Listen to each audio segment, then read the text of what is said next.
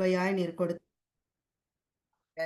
நாங்கள் உமக்கு நன்றி செலுத்துகிறோம். ஜீவனை தந்திருக்கிறீர், நன்றி செலுத்துகிறோம். உம்முடைய ஆவி உம்முடைய பராமரிப்பு எங்களுடைய ஆவியை காப்பாற்றிக் கொண்டிருக்கிறதற்காக நாங்கள் உமக்கு நன்றி செலுத்துகிறோம்.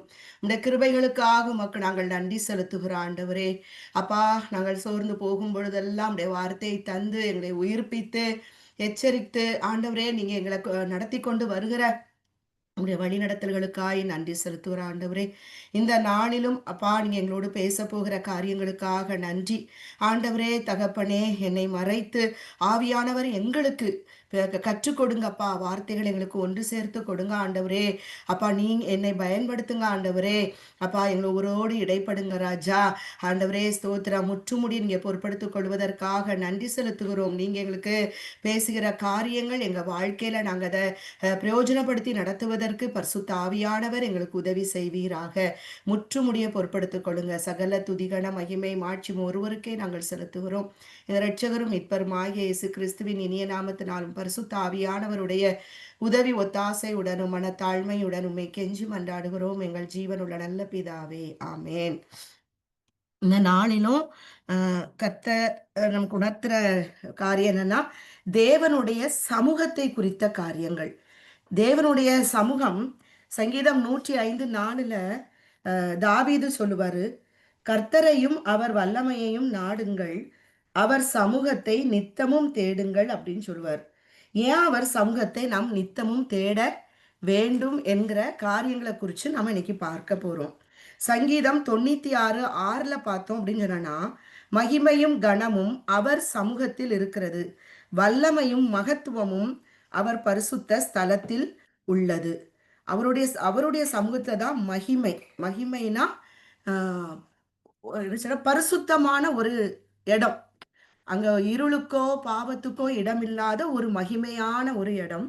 கணம்ங்கிறது நமக்கு தெரியும். அந்த கணமும் அவர் சமூகத்துல தான் இருக்கிறது. வல்லமையும் மகத்துவமும் அவர் பரிசுத்த ஸ்தலத்துல இருக்கிறதுனால நம்ம நித்தமும் அவர் சமூகத்தை தேட வேண்டியதுதான் அவசியமா இருக்கிறது. ஏன்னா நம்ம இன்னைக்கு பார்க்கிறோம், இப்போ நம்ம சின்ன பிள்ளையா இருக்கும்போது இருக்கிற இந்த உலகத்துல பார்த்த நம்ம காரியங்கள் வேற. இன்னைக்கு நம்ம இருக்கிற உலகத்துல நம்ம பார்க்கிற காரியங்கள்லாம் வேற. அதாவது ரொம்ப எக்ஸ்ட்ரீமான பாவங்கள் காணப்படுகிறது.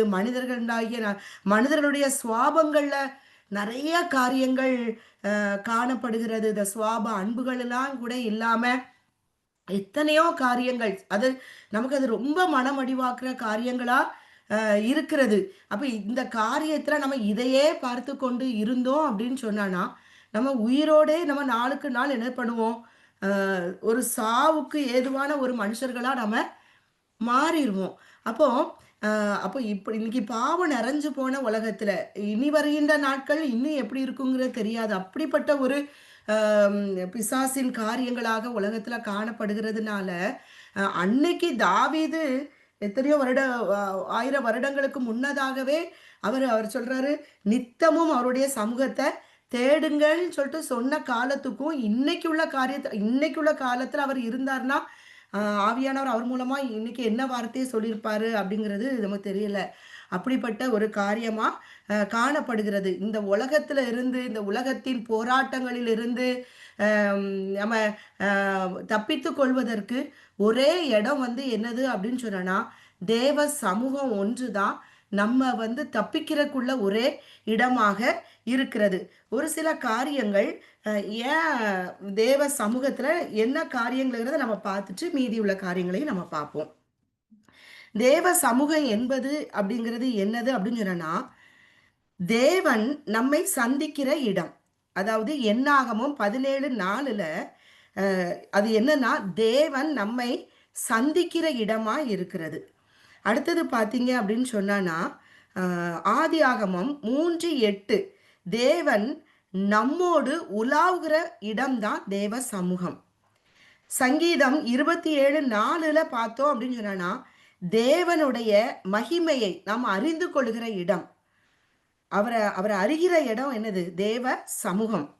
ஆதியாகமம் 22:14 என்னதுன்னு பார்த்தோன்னா, நம்மளுடைய பிரச்சனைகளுக்கு தீர்வு கிடைக்கிற இடம்தான் என்னது? அஹ், தேவ சமூகம், யெகோவா ஈரே, அந்த பேரை கொடுத்தது யாரு? ஆபிரகாம். அடுத்தது பார்த்தீங்கன்னா சங்கீதம் 16:11. அவரு அவருடைய சமூகத்துல பரிபூரண ஆனந்தமும் அவரது வலது பாரிசத்துல நித்திய பேரின்பமும் உண்டாகிற இடம். காரணம் ஏன் அப்படின்னு சொன்னா, ரோமர் 8:34 நம்ம பார்த்தோம் அப்படின்னு சொன்னா, கிறிஸ்து தான் மரித்தவர், அவரே எழுந்தும் இருக்கிறவர், அவரே தேவனுடைய வலது பாரிசத்திலும் இருக்கிறவர், நமக்காக வேண்டுதல் செய்கிறவரும் அவரே. அவர்தான் ஜீவன் உள்ளவர். அவர் என்றென்றைக்கும் ஜீவன் உள்ளவராய் இருக்கிறபடியினால, அது எபிரேயர்ல நம்ம பார்க்கிறோம். 5ஆம் அதிகாரத்துல அந்த 10ல பார்க்கிறோம் நினைக்கிறேன். அவர் உயிரோடு இருக்கிறவர் ஆகையால் நமக்காக அவர் எப்பொழுதும் வேண்டுதல் செய்யறதுனால அவர் தான் மகா பிரதான ஆசாரியர். நம்ம பார்த்துருக்கோம் நம்ம. அப்போ அவர் நமக்காக வேண்டுதல் செய்யும் பொழுது கண்டிப்பா பிதாவாகிய தேவன்ட்ட இருந்து நமக்கு வேண்டிய பதில்கள், வேண்டிய ஆசீர்வாதங்கள், ஆவிக்குரிய ஆசீர்வாதங்கள், இம்மைக்குரிய ஆசீர்வாதங்கள் இயேசு கிறிஸ்து நமக்காக வேண்டுதல் செய்யறனால கிடைக்கிறனால, அவருடைய சமூகத்துல நமக்கு என்ன உண்டு? நமக்கு நம்ம அவருடைய சமூகத்துல நமக்கு என்னது? பரிபூரண ஆனந்தம் அவருடைய சமூகத்துல உண்டு. அடுத்தது பார்த்தோம்னா எஸ்தர் 4:17 பார்த்தோம் அப்படின்னு சொன்னா, நமக்கு அதிக தயையும் பட்சமும் கிடைக்கும் இடம். தயம்னது ஃபேவர், கொடுக்கணும் அப்படிங்கிற ஒரு எண்ணம், அவங்களுக்கு இதை செய்யணும் அப்படிங்கிற ஒரு எண்ணத்தை தரக்கூடிய ஒரு இடம் தான் என்னது? தேவனுடைய சமூகம். 1 சாமுவேல் 23 அதிகாரத்துல 2வது வசனம் 4வது வசனம், அடுத்தது 30வது அதிகாரத்துல 8வது வசனம் இன்னும் இருக்கிறது. கர்த்தரிடத்துல நாம் விசாரிக்கும் இடம். தாவீது விசாரிச்சார்ல அந்த இடம். அடுத்தது பாத்தீங்கன்னா, இதனால அவர் தாவீது என்ன பண்ணாரு? எங்கெல்லாம் சென்றாரோ தேவனிடத்துல எல்லாத்தையும் விசாரித்து விசாரித்து செய்யக்கூடிய ஒரு இடம். அதனால அவர் சென்ற இடத்தெல்லாம் வெற்றி பெற்றார், இழந்ததெல்லாம் திருப்பி கொண்டார். தேவன் அவரோடு இருந்து சென்ற இடங்களில் எல்லாம் சத்துரு கண்களுக்கு மறைத்து அவரை காப்பாற்றினார். அடுத்தது பார்த்தீங்கன்னா 2 சாமுவேல் 7ஆம் அதிகாரத்துல 18வது வசனம், 6வது அதிகாரத்துல 21வது வசனம், தேவனுக்கு நன்றி சொல்லி துதிக்கும் இடம். அடுத்தது உபாகமம் 4வது அதிகாரத்துல 7வது வசனம் என்னன்னு சொன்னா, நம்ம தொழுது கொள்ளும் போதெல்லாம் அவர் நம்மிடத்துல சமீபமாய் வந்து நிற்கிற இடம். அதுதான் அவருடைய சமூகம். யாத்ராகமம் 33:16 என்னது அப்படின்னு சொன்னா, அவருடைய சமூகம் நம்மளை விசேஷித்தவர்களாய் மாற்றுகிற ஒரு இடம். என்னாகமம் 10:33 பார்த்தோம் அப்படின்னு சொன்னா, நம்முடைய ஆவிக்குரிய இந்த ஜீவிதத்துல பிரயாணத்துல நமக்கு இளைப்பாறுதல் ஸ்தலத்தை தேடி காட்டும்படியாக நமக்கு முன்பாக செல்லுகிற ஒரு இடமா இருக்கிறது. ஏசாயா 40:31 கர்த்தருக்கு காத்திருந்து நம்ம புது பலன் அடைகிற இடமா இருக்கிறது. அடுத்தது பார்த்தீங்கன்னு சொன்னா, ஆதி ஆகமம் 32:27 கிறிஸ்துவுக்குள் நான் யார் என்று என்னை உணர்த்தி என்னை ஒரு ஆவிக்குரிய மாற்றத்திற்கு கொண்டு போகிற ஒரு இடம். பிரசங்கி 3:14 நாம் தேவன சமூகத்துல பயந்திருக்கும்படியாக செய்கிற ஒரு இடம். என்னாகமம் 17:5 5லிருந்து 10 வரை நம்ம தியானிச்சோம்னா, உலர்ந்த நம்மளுடைய காரியங்களை, நம் குடும்பங்களை துளிர்க்க செய்து பூ பூத்து கனி கொடுக்கக்கூடிய ஒரு இடம். சங்கீதம் 51:11 பார்த்தோம் அப்படின்னு சொன்னா, நம்முடைய தவறை உணர்த்தி நம்மை உயிர்ப்பிக்கிற இடம். அப்போஸ்தலர் 10:3 பார்த்தோம் அப்படின்னு சொன்னா, தேவனால் நமக்கு கட்டிடப்பட்ட யாவையும் கேட்கும்படிக்கு நாம் கூடி இருக்கிற ஒரு இடம். 2 நாளாகும் 20:9 என்னன்னு சொன்னா, இடுக்கண் நேரத்துல நம்ம தேவனை நோக்கி கூப்பிடக்கூடிய ஒரு இடம். இதுதான் என்னது? தேவனுடைய சமூகம். தேவனுடைய சமூகத்துல இத்தனை காரியங்கள் இருக்கு. இன்னும் நிறைய காரியங்கள் இருக்கலாம். என்னால முடிஞ்ச காரியங்கள் நான் இதை நான் ஆவியானவர் துணோடு இதை நான் எனக்கு கிடைச்ச நேரங்கள்லாம் நான் இதை நான் கண்டுபிடிச்சேன். இன்னும் நம்ம தேடி பார்த்தா இன்னும் நிறைய காரியங்கள் அவருடைய சமூகத்துல நிறைய காரியங்கள் இருக்கிறது. அப்போ இதனாலதான் தாவீது சொல்றாரு, நித்தமும் அவருடைய சமூகத்தை நீங்க தேடணும் அப்படின்னு சொல்லிட்டு சொல்றாரு. ஓகே, சரி, இப்படி இந்த காரியங்கள் இருக்கலாம். அப்போ அவருடைய சமூகத்துல நமக்கு பதில் கிடைக்கணும் அப்படின்னு சொன்னா, தேவ சமூகத்துல நம்மிடத்துல காணப்பட வேண்டிய காரியங்கள் என்ன என்கிறத நம்ம வேதத்தின் அடிப்படையில நம்ம பார்க்கலாம். இப்ப பார்த்தோன்னு சொன்னா, ஒரு மனம், அதாவது தேவ சமூகம் அப்படின்னு சொல்லும்போது அங்க ஆவியானவர் அசைவாடுகிற ஒரு இடம். நான் எப்பவும் சொல்லியிருக்கேன், அது ஆதியாகமத்துக்கு தான் போகணும்.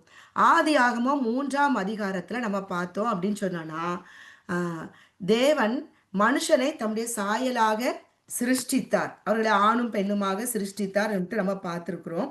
3ஆம் அதிகாரத்துல நம்ம பார்த்தோம் அப்படின்னு சொன்னா 8வது வசனத்துல, பகலில் குளிர்ச்சியான வேளையிலே தோட்டத்தில் உலாவுகிற தேவனாகிய கர்த்தருடைய சத்தத்தை அவர்கள் கேட்டார்கள்.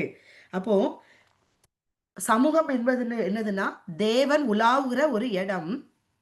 ஏன் மனுஷனை படைத்தார் அப்படின்னு சொன்னா, மனுஷனோட அவர் எப்பவும் உலாவணும், அவருடைய சமூகத்துல மனுஷன் இருக்கணும் அப்படிங்கிற ஒரு மனிதனோடு அவர் இருக்கணும். 2 பேரும், தெய்வம் மனுஷனோடு இருக்கணும், மனுஷன் தெய்வனோடு இருக்கணும் அப்படிங்கிற ஒரே காரியத்துக்காகத்தான் தேவன் என்ன பண்ணாரு, அந்த ஏதேன் தோட்டத்தை உண்டாக்கி நம்ம இன்னைக்கு பார்க்கிற எல்லா காரியங்களையும், வானம், பூமி, சமுத்திரம், வானத்துல பறக்கிறது, நீர்ல நீந்துகிறது, அப்புறம் ஊர்ந்து போகிற எல்லா காரியங்கள், விதை தானியங்கள், பழங்கள் எல்லாவற்றையும் சிருஷ்டித்தார். எல்லாவற்றையும் சிருஷ்டித்து மனுஷனுக்கு கொடுத்து அவன் மேல அவற்றின் மேல் அது அவனுக்கு ஆளுகையும் தந்து அந்த இடத்துல தேவன் வைத்து மனிதனோடு ஒவ்வொரு நாளுமே அவங்க உலா வந்த நாட்கள் அது. அப்போ அவங்களுக்கு பார்த்தீங்கன்னா பாவம்னா என்னன்னு தெரியாத ஒரு ஒரு சந்தோஷமான ஒரு நாள் காலங்கள் அது. துக்கம் இல்லை, புலம்பல் இல்லை, கண்ணீர் இல்லை, வெயில் இல்லை, ரொம்ப அருமையான ஒரு கிளைமேட்டு. இப்போம்லாம் நம்ம ஊர்லலாம் போனோம் அப்படின்னு சொன்னோன்னா, இப்போ எங்கள் ஊர் சைடில் நம்ம பார்த்தோன்னா தூத்துக்குடி பக்கம் இருக்கிறவங்க யாராவது இருந்தீங்கன்னா உங்களுக்கு தெரியும். இப்போ உள்ள நாட்களில் பார்த்தீங்கன்னா ஒரு அதாவது இப்போ நம்ம இங்கே மிடில் ஈஸ்ட் கத்தாரில் இருக்கிறோம், இங்கே இருக்கிற கிளைமேட்டை கூட நல்லா இருக்குன்னு சொல்லலாம். அங்கே பார்த்தோன்னா வருஷத்தில் இப்போ எங்கள் ஊர் பக்கம்லாம் எனக்கு தெரிஞ்சு அப்படிதான் இருக்குது. ஒரு நாள் இந்த தான் என்னமோ ஒரு ஒரு வாரத்துக்கிட்ட கொஞ்சம் மழை பெஞ்சிருக்குது. அல்லாட்டினா ஒரே ஒரு நாள் மழை பெய்யுது, அந்த ஒரு நாளை கொண்டு அந்த 364 ஓட்டணும் அப்படிங்கிற மாதிரி காரியம். எப்போ நம்ம லீவுக்கு போனாலும் வெயில் வெயில் வெயில் தான். அப்படியான ஒரு காரியமாக காணப்படுகிறது. ஆனால் அந்த இடத்துல நம்ம பார்த்தோம் அப்படின்னு சொன்னோன்னா அப்படி கிடையாது. ஒரு ஊட்டி, கொடைக்கானலுக்கு நம்ம ஒரு குளிர்ந்த பிரதேசத்துக்கு போனால் எப்படி இருக்குமோ அந்த கிளைமேட் அப்படி. எங்கே பார்த்தாலும் வேண்டிய எல்லா பல விருட்சங்கள் எல்லாமே அங்கே இருந்தது. இன்னைக்கு கொடூரமான விலங்குகள்லாம் அன்னைக்கு எப்படி இருந்ததுன்னா, தேவ சமூகம் அங்கே இருந்த இடத்துல ஒரு துன்பப்படுத்தாத ஒரு காரியம், நல்ல ஒரு பிளசண்டா, நல்ல ஒரு பீஸ்ஃபுல்லான ஒரு காரியம். இன்னைக்கு நம்ம உலகம் எப்படி இருக்கிறது நம்ம பார்க்குறோம். அப்படிப்பட்ட ஒரு இடம்தான் தேவ சமூகம்.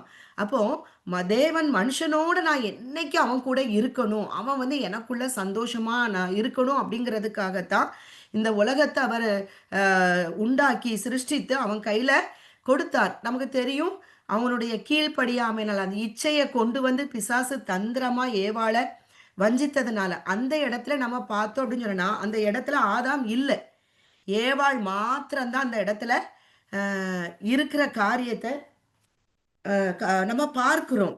அப்போ அப்போ அதே போலதான் இன்னைக்கு குடும்பங்கிறதா முதல் சபை. நான் ஏற்கனவே நான் மெசேஜ சொல்லியிருப்பேன். குடும்பங்கிறது முதல் சபை. கணவன், மனைவி, பிள்ளைகள்.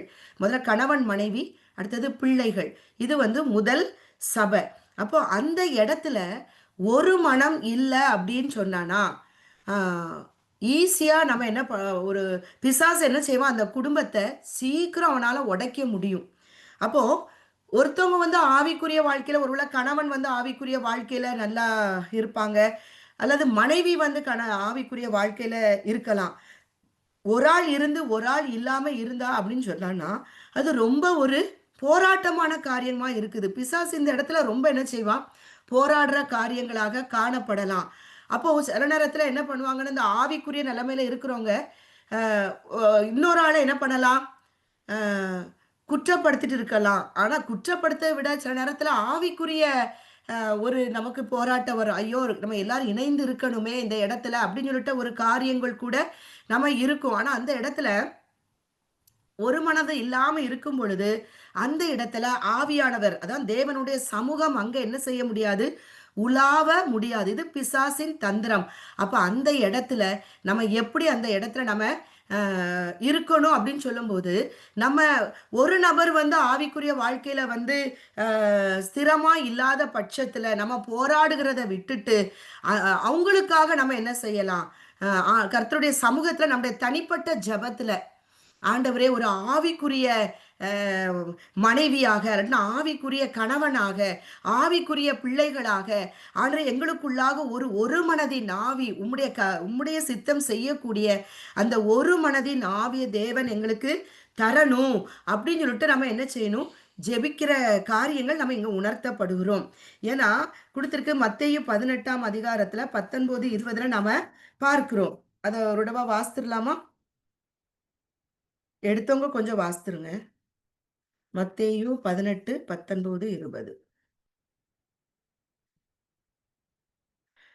அல்லாமலும் உங்களில் 2 பேர் தாங்கள் வேண்டிக் கொள்ளப் போகிற எந்த காரியத்தை குறித்தாகிலும் பூமியிலே ஒருமனப்பட்டிருந்தால் பரலோகத்தில் இருக்கிற என் பிதாவினால் அது அவர்களுக்கு உண்டாகும் என்று உங்களுக்கு சொல்லுகிறேன். ஏனெனில் 2 பேராவது 3 பேராவது என் நாமத்தினாலே எங்கே கூடியிருக்கிறார்களோ அங்கே அவர்கள் நடுவிலே இருக்கிறேன் என்றார். அப்போ 2, 3 பேர், அது முதல்ல ஒரு குடும்பமா இருக்கணும். அடுத்தது என்னது? குடும்பமாகிய சபை. அடுத்தது நம்ம பார்க்குறோம், இன்னைக்கு நம்ம இந்த ஆன்லைன்ல நம்ம இணையிற ஒவ்வொருவரும், நம்ம ஒவ்வொருத்தரும் ஒவ்வொரு இடத்துல இருந்தாலும், நம்மளுடைய இருதயத்தை தேவன் பார்க்கிறார். நம்ம எந்த மனநிலையோடு இந்த இடத்துல நம்ம சமூகத்துல கூடி நின்னு ஜெபிக்கிறோம் அப்படின்னு சொல்லிட்டு நம்ம ஒவ்வொருத்தருடைய இருதயத்தை தேவன் பார்க்கிற காரியங்கள் இருக்கிறது. அப்போ அந்த 2 பேர் ஒரு ஒரு காரியத்த குறிச்சு ஒரே மனதோடு, இந்த காரியத்துல நீங்க ஒரு அற்புதத்த நம்ம செய்யணும் ஆண்டவரே அப்படின்னு ஜெபிக்கும் பொழுது, அது குடும்பத்துல நடக்கிற குடும்ப ஜெபமா இருக்கலாம். அ ஸ் அ அ சரீரமாகிய சபையில நடக்கிற ஜெப காரியங்களா இருக்கலாம். இந்த இடத்துல நம்ம இணைந்து ஜெபிக்கிற ஜெப காரியங்களா இருக்கலாம். தேவன் அந்த இடத்துல நம்மட்ட எதிர்பார்க்கிறது என்னது? ஒரு மனதின் ஆவி.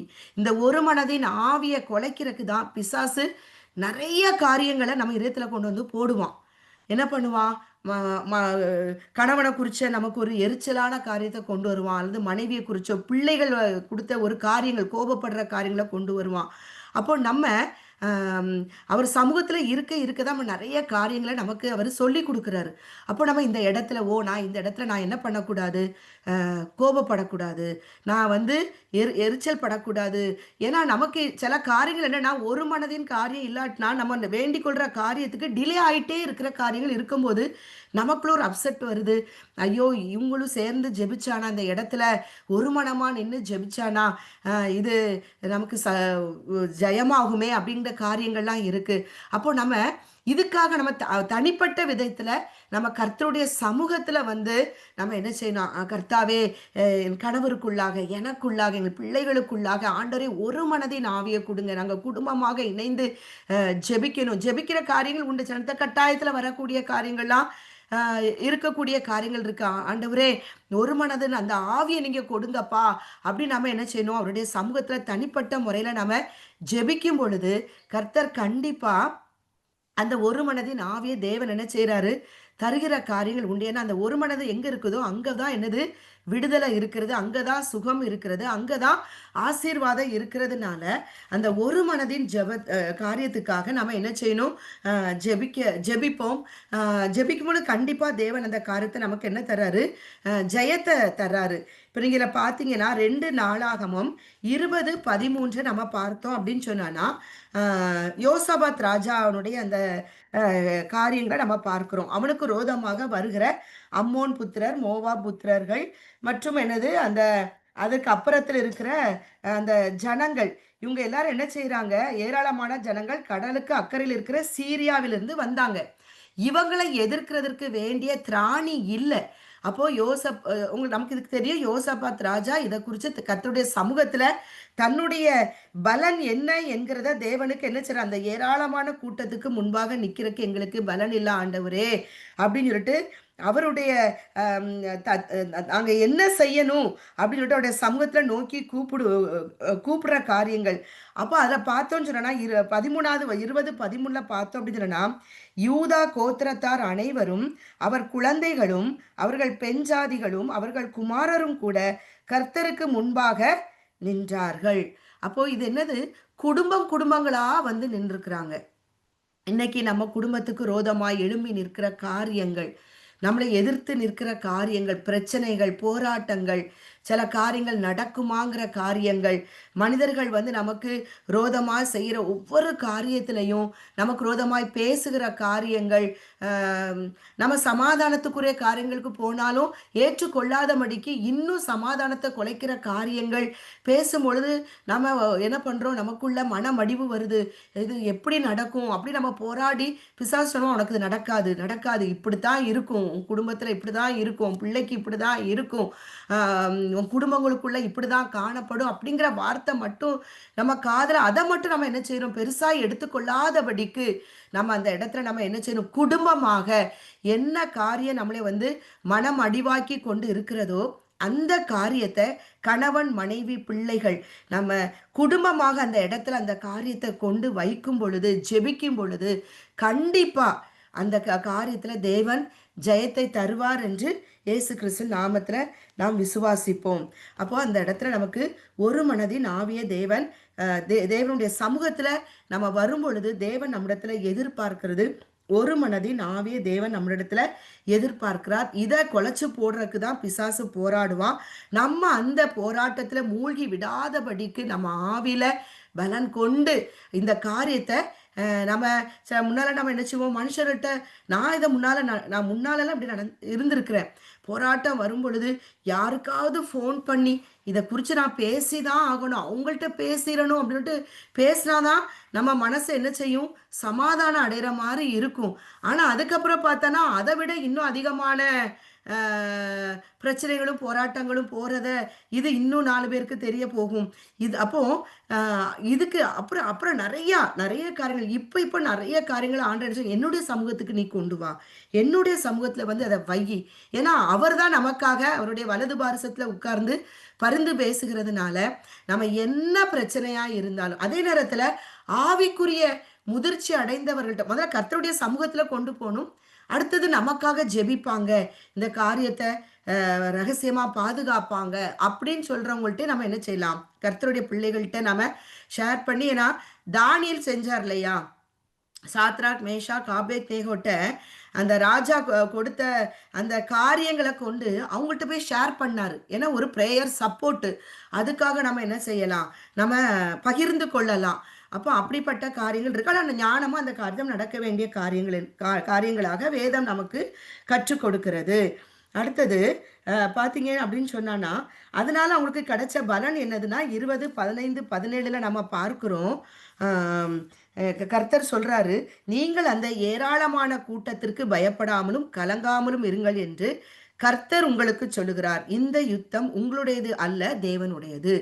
நம்ம அந்த காரியத்தை தேவனுடைய சமூகத்துல கொண்டு வைத்து நமக்காக எதிர்க்கிறவர்களுக்காக நம்ம ஜெபிக்கிற காரியங்கள், ஆண்டவரே அவங்கள நீங்க எந்த அந்த நபர்கள் குறித்து நீர் என்ன எண்ணம் உடையவராய் இருக்கிறீரோ, அவங்க நீர் எப்படி அன்பு செய்கிறீரோ அந்த அன்பை என்னை இதயத்துல வச்சிருங்கப்பா. அவரை நீங்க எப்படி பார்க்குறீங்களோ அப்படி நானும் பார்க்கட்டும் ஆண்டவரே. எனக்குள்ள அந்த கசப்பு அவங்க மேல வரக்கூடாது.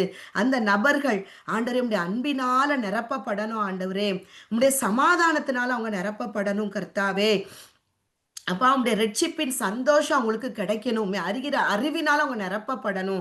ஏன்னா நமக்கு தெரியும் அவரை அறிய தான் நமக்குள்ள ஒரு உணர்வுள்ள ஒரு இதயத்தை தேவன் தந்து, நம்ம தப்பு செய்யும் போது நம்ம உணர்த்தப்படுகிறோம். இந்த இடத்துல நீ தப்பு பண்ற, நீ இப்படி பேசுன அப்படி நம்ம உணர்த்தப்படும் போது நம்ம திருப்பி ஆண்டவர் சமூகத்தை போய், கர்த்தாவே ஆமா நான் இந்த இடத்த இப்படி நான் நடந்துகிட்டேன், நான் இப்படி நினைச்சா ஆண்டவரே நான் உங்கள்கிட்ட மன்னிப்பு கேட்கிறேன். நம்ம திருந்த முடியுது.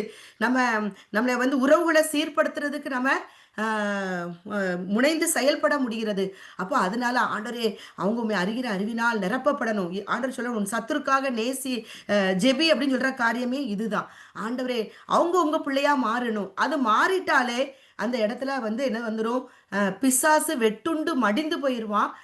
கர்த்தர் நமக்காக அந்த இடத்துல யுத்தம் செய்யும் பொழுது, நமக்கு எதிராக வருகிறவர்கள், சமாதான குலைச்சலை கொண்டு வருகிறவர்கள், தேவையில்லாத வார்த்தைகளை பேசி நம்மளை மனம் அடிவாக்குகிறவர்களை கர்த்தர் யுத்தம் பண்ணி அந்த பொல்லாங்கன அவர் வந்து எதிர்த்து அவர் போரிட்டு வெற்றியை நமக்கு தரும் பொழுது, கண்டிப்பா அது நம்ம குடும்ப வாழ்க்கையா இருக்கலாம், குடும்பங்களுக்குள் உறவுகளுக்குள் நமக்குள்ள என்ன வருது, கண்டிப்பா ஒரு ஜெயம் கிடைக்கும். அப்போ நமக்குள்ள நம்ம இதுல எடுத்து ஒரு மனதின் ஆவி, நம்ம அந்த பிரச்சனையை தேவன் சமூகத்துல கொண்டு போய் நமக்காக நம்மளை எதிர்த்திருக்கிற மனிதர்களை அவருடைய அன்பினால் நிரப்பவும், அவர்களுக்காக அந்த ஆவிக்குரிய ஆசீர்வாதங்களுக்குள் நம்ம ஒப்பு கொடுக்கும் பொழுது தேவனுடைய சமூகத்துல கண்டிப்பா நமக்கு என்ன உண்டு, ஜெயம் உண்டு, சமாதானம் உண்டு என்கிறத எனக்கு இந்த நாட்கள்ல தேவன் உணர்த்துற காரியமா அதை நான் உணர்றேன். அதை வந்து அதனால இதை வந்து நான் இப்போ வந்து இதை நான் செஞ்சு கொண்டிருக்கிற காரியங்களும் இருக்கிறது. ஆனா என்ன நடக்கும் ஏது நடக்கும் நமக்கு தெரியாது. ஆனாலும் நம்ம இதை அவர் சமூகத்தை கொண்டு போகும்போது நமக்குள்ள என்ன வருது, ஒரு சமாதானம் வருது. பிலிப்பியர் 6ல பார்க்கிறோம் இல்லையா, பிலிப்பியர் 4:6ல பார்க்கிறோம் இல்லையா, நீங்கள் ஒன்றுக்கும் கவலைப்படாமல் எல்லாவற்றையும் குறித்து உங்கள் விண்ணப்பங்களை ஸ்தோத்திரத்தோடு கூடிய ஜபங்களினாலும் வேண்டுதலினாலும் தேவனுக்கு தெரியப்படுத்துங்கள். அப்பொழுது எல்லா புத்திக்கும் மேலான தேவ சமாதானம் உங்கள் இருதயங்களையும் உங்கள் சிந்தைகளையும் கிறிஸ்து இயேசுக்குள்ளாக காத்துக்கொள்ளும். அந்த பிரச்சனைய, அந்த காரியங்களை, என்னை எதிர்த்து வருகிற அந்த காரியங்களை நானே நினைச்சுக்கிட்டே இருந்தேன்னு சொன்னா கண்டிப்பா தூக்கம் வராது. நம்ம நம்ம சரீரம் வந்து பாதிக்கப்படுகிறது. குடும்பத்துக்குள்ள சமாதானம் இல்லாம அந்த கோபத்தை நம்ம கணவரிடத்துல காட்டலாம், பிள்ளைகளிடத்துல காட்டுற காரியங்கள்லாம் உண்டு. அப்ப இதுல இருந்து நான் வெளியே வர்றதுக்கு அப்ப அவருடைய சமூகம் ஒன்றுதான் என்ன செய்யுது, நான் எனக்கு பாதுகாப்பு, என்னுடைய பிரச்சனையை சால்வ் பண்ண தேவனுடைய சமூகம் மாத்திரம்தான் அவரால் மாத்திரம்தான் முடியும். அதனால நம்ம எதுனாலும் அவருடைய சமூகத்துல, முதல்ல அவருடைய சமூகத்துல கொண்டு வச்சிடணும். கர்த்தாவே இப்படி இப்படி இருக்குதுப்பா, நான் என்ன பண்ணுவேன்னு எனக்கு தெரியல, ஆண்டவரே நீங்க பாத்துக்கோங்கப்பா, இந்த பிரச்சனையில நான் போராடிடக்கூடாது ஆண்டவரே, நான் மாம்ச பிரகாரமா நான் உங்க கூட போராடுறது கூடாது ஆண்டவரே. ஏன்னா இந்த ஆத்துமாவை நான் உமக்காக ஆதாயம் நான் நமக்காக போராடும் பொழுது அங்க தேவ நீதி அடிபட்டு போயிடும். என்னுடைய நீதிக்காக நான் போராடும் பொழுது, நம்ம போராடும் பொழுது நம்ம அந்த நபர்கள்ட்ட வாக்குவாதம் தான் திருப்பி வரும். நீ இப்படி சொன்னியே, நான் அப்படி சொன்னேன். ஆனா அதே நேரத்தில் தேவ மகிமை வெளிப்படும்படியாக, தேவ மகிமைக்காக நம்ம அந்த இடத்துல தேவ நீதிக்கு கீழ்ப்படியும் பொழுது கண்டிப்பா நம்மளை எதிர்த்து நிற்கிற அந்த நபர்கள் நம்ம ஆதாயப்படுத்த முடியும் அப்படிங்கிறது உணர்த்தப்படுகிற காரியங்கள். இதை நம்ம செயல்படுத்துறோம். அடுத்த காரியம் உணர்த்தப்படுகிறோம், அடுத்தது நம்ம செயல்படுத்தணும். அந்த காரியத்துல கண்டிப்பா தேவன் நமக்கு என்ன பண்ணுவாரு, பலனை தருவார், கிருபைகளை தருவார் தேவன். அப்போ இந்த காரியங்கள் அடுத்த பாத்தீங்கன்னா அப்போஸ்தலர் 2ஆம் அதிகாரத்துல 1-4 பார்க்கிறோம். அவர்கள் ஒரு மனதாய் கூடி என்ன செய்தாங்க, பெந்தகோஸ்தே என்னும் நாள் வந்த போது அவர்கள் எல்லாரும் ஒருமனப்பட்டு ஓரிடத்தில் வந்தார்கள். அப்போ அந்த ஒரு மனதா அவங்க அந்த இடத்துல வரும் பொழுது, அப்போ சீஷர்கள் இந்த 120 பேர் அந்த இடத்துல அவங்க வரும் பொழுது கொஞ்சம் அப்போ சார் வாசிக்கணுமாக்கா? வாசிச்சிருங்கம்மா, எடுத்தீங்கன்னா. பெந்தேகோஸ்தே என்னும் நாள் வந்தபோது அவர்கள் எல்லாரும் ஒருமனப்பட்டு ஓர் இடத்திலே வந்திருந்தார்கள். அப்பொழுது பலத்த காற்று அடிக்கிற முழக்கம் போல வானத்திலிருந்து சடுதியாய் ஒரு முழக்கம் உண்டாகி அவர்கள் உட்கார்ந்திருந்த வீடு முழுவதையும் நிரப்பிற்று. அல்லாமலும் அக்கினிமயமான நாவுகள் போல பிரிந்திருக்கும் நாவுகள் அவர்களுக்கு காணப்பட்டு அவர்கள் ஒவ்வொருவர் மேலும் வந்து அமர்ந்தது. அவர்கள் எல்லாரும் பரிசுத்தாவினாலே நிரப்பப்பட்டு ஆவியானவர் தங்களுக்கு தந்தர்லின வரத்தின்படியே வெவ்வேறு பாஷைகளிலே பேச தொடங்கினார்கள். ஆமேன், ஆமேன். அப்போ ஒரு நம்ம குடும்பமா இருக்கட்டும், நம்ம குடும்பமா ஒன்று சேர்ந்து ஒரு இடத்துல நம்ம ஜெபிக்கும் பொழுது அந்த இடத்துல பரிசுத்த ஆவியனுடைய அந்த பலன் அபிஷேகத்தினால் நம்ம கண்டிப்பா என்ன செய்வோம், நிரப்பப்படுவோம். அப்போ இதுக்காகவும் தேவனிடத்துல நம்ம அந்த குடும்ப ஜபத்தை நம்ம விட்டுவிடக்கூடாது. அதே நேரத்துல அந்த ஒரு மனதின் ஆவி நம்ம அந்த இடத்துல அவரை நம்ம துதிக்கும் பொழுது கண்டிப்பா அந்த இடத்துல அவங்க ஒரு மனதா இந்த இடத்துல கூட்டும் பொழுது அவங்களுக்குள்ளாக ஆவியானவர் என்ன செய்யறாரு, ஒவ்வொருவரையும் நிரப்பி வரங்களை தந்து வெவ்வேறு பாஷைகளை பேச அவங்களுக்கு அந்த ஆசீர்வாதத்தை ஆவிக்குரிய ஐஸ்வர்யத்தினால அந்த இடத்துல அபிஷேகப்பட்டதை பார்க்கிறோம். நம்ம இயேசு கிறிஸ்துவோடு சீஷர்கள் ஊழிய பாதையில நம்ம நடந்து செல்லும் பொழுது அம் அவங்க அங்க எப்படி இருந்தாங்கன்னா, சின்ன பிள்ளைங்க மாரி தான் இருந்தாங்க. இயேசு வந்து அற்புதம் செய்வாரு. இவங்க எல்லாரும் எப்படி இருந்தாங்கன்னா, மாம்ச பிரகாரமா தான் காணப்பட்டார்கள். அம் யாரு யோவான்லாம் எப்படி பண்ணுவார்ன்னா, அந்த சமாரியாக்குள்ள நுழைய விட இயேசு கிறிஸ்து ஏற்றுக்கொள்ளாதது போது, அ யோவான் என்ன சொல்வார்ன்னா, நம்ம இப்பமே போய் அத வந்து நம்ம என்ன செய்வோம்? அக்கினினால சுட்டுருவோம். அதாவது மாம்ச பிரகாரமாகவே அவர் பேசுவாரு. பேதுருவும் அப்படிதான். அந்த ஒருத்தருடைய மல்குஸ்ங்கிற ஒருத்தருடைய காத வந்து வெட்டிறார்ல, அவங்க எல்லாருமே மாம்ச பிரகாரமாக தான் இயேசு கிறிஸ்து கூட இருக்கும் பொழுது, அவங்க நடந்து கொண்ட விதம் எப்படின்னா, மாம்ச பிரகாரமான ஒரு காரியமாக தான் அவங்க காணப்பட்டார்கள்.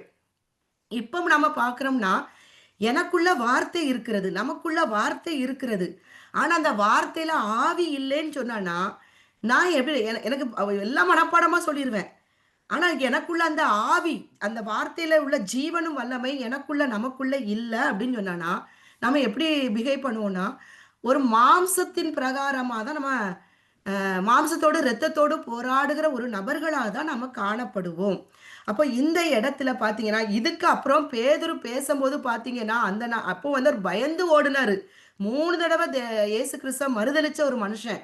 ஆனா இந்த இடத்துல பரிசுத்த ஆவியானவருடைய அந்த பரிசுத்தாவினால் நிரப்பப்பட்டு, அந்த வல்லமையினால நிரப்பப்படும் பொழுது, வெவ்வேறு பாஷைகள் அந்த வரங்கள் கிடைக்குது. வரங்கள் கிடைக்கும் பொழுது, அந்த பரிசுத்த ஆவியானோட அந்த பலன் கிடைக்கும் பொழுது, இந்த இடத்துல நம்ம பார்க்கிறோம், பேதுரு தைரியமா எழும்பி நின்று சொல்றாரு. 14 பார்க்கிறோம். அப்பொழுது பேதுரு 11வரோடும் கூட நின்று, அவர்களை நோக்கி உரத்த சத்தமாய், யூதர்களே, எருசலேமில் வாசமடைகிற ஜனங்களே, நீங்கள் எல்லோரும் அறிந்து கொள்வீர்களாக, என் வார்த்தைகளுக்கு செவி கொடுங்கள் என்று அங்கிருந்து ஸ்டார்ட் பண்ணி, அ இங்க பார்த்தீங்கன்னா 39வது வசனம் வர அவ்ளோ தைரியமா பேசுறார். உயிருக்கு பயந்த ஒரு மனுஷன், இந்த இடத்துல அவர் எப்படி பேசுறாருன்னு சொன்னோன்னா, அவருக்குள்ளாக இருந்த அந்த வார்த்தையில இருந்த அந்த வல்லமை, ஜீவன். இயேசு கிறிஸ்து கூட இருக்கும்போது, அவர் எல்லாம் பார்த்துக்குருவார்ன்னு சொல்லிட்டு சின்ன பிள்ளை மாரி போயிட்டு இருந்தாங்க எல்லாரும். அப்போ நமக்கிட்ட வார்த்தை இருக்கலாம். ஆனா, அந்த வார்த்தைக்குள்ள ஜீவனும் வல்லமை நமக்குள்ள கிரியை செய்யறக்கு நம்ம அனுமதிக்கும் பொழுது தான், ஆவியானவர் நமக்குள்ள இருந்து, நம்மள என்ன பண்ணுவாரு? பலப்படுத்தி, பெரிய காரியங்கள நம்மள செய்ய வைப்பார். மேன்மேலும் நம்ம பலப்படும்படி செய்வதற்கு, ஆவியானவருக்கு நம்ம விட்டு கொடுத்து, ஆவியானவர் அந்த ஒரு மனதின் ஆவி இருக்கும் பொழுது தான் குடும்பத்துக்குள்ள, நம்ம வந்து பெரிய காரியங்கள செய்ய முடியும்.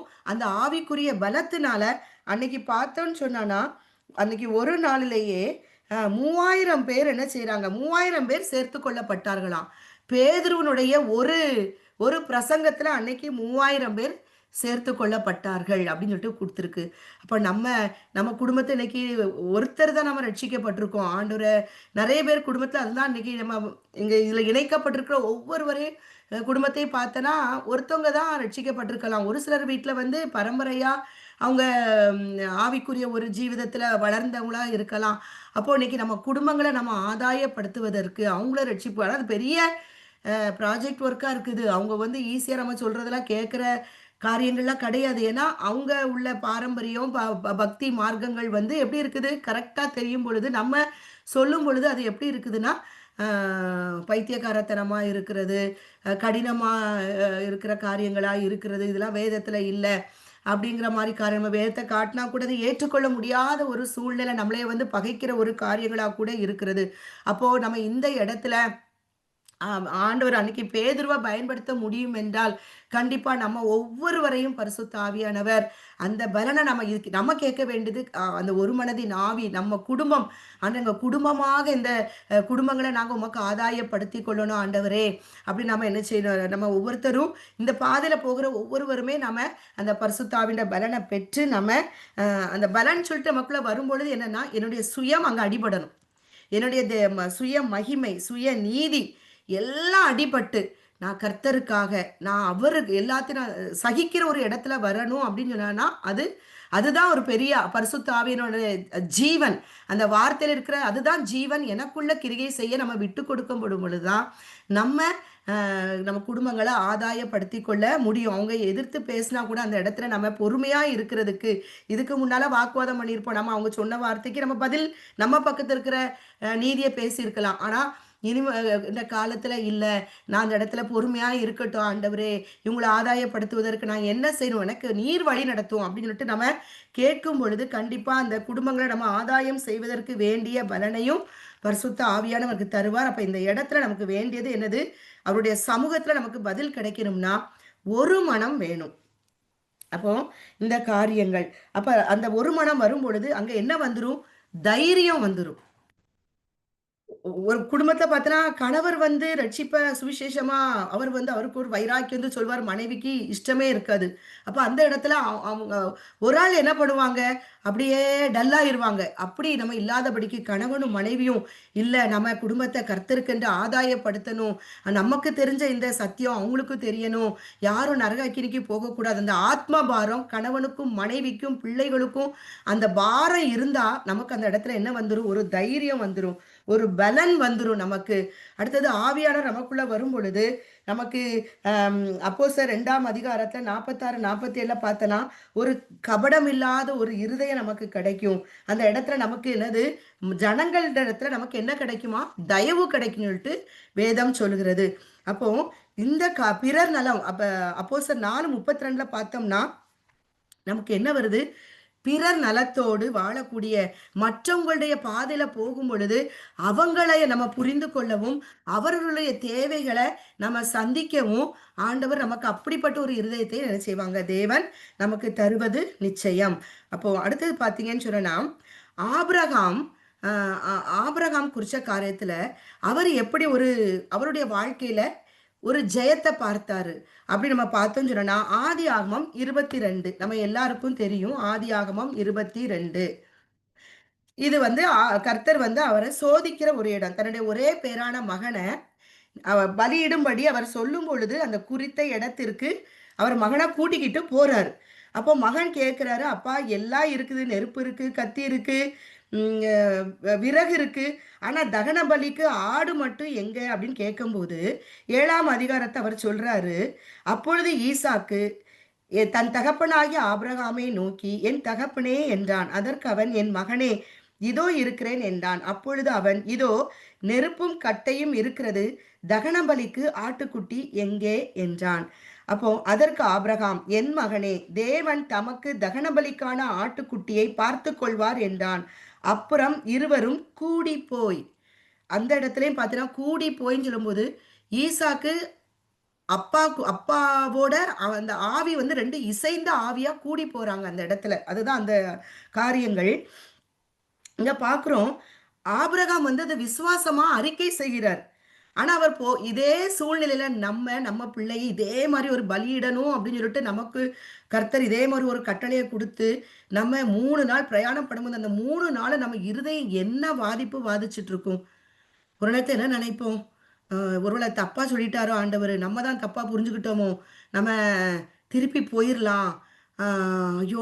நமக்கு எவ்ளோ போராட்டம் வந்திருக்கும். ஆனா உண்மையில அந்த இடத்துல ஆபிரகாம இதான் விசுவாசத்தின் தந்தை.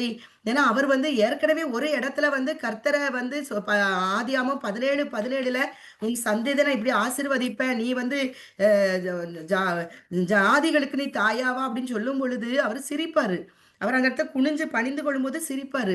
ஆனா ஏன்னா ஆனா அந்த இடத்துல 100 வயதுல அந்த மகன குடுத்ததுனால, இந்த இடத்துல அவருக்கு ஒரு பெரிய விசுவாசம்.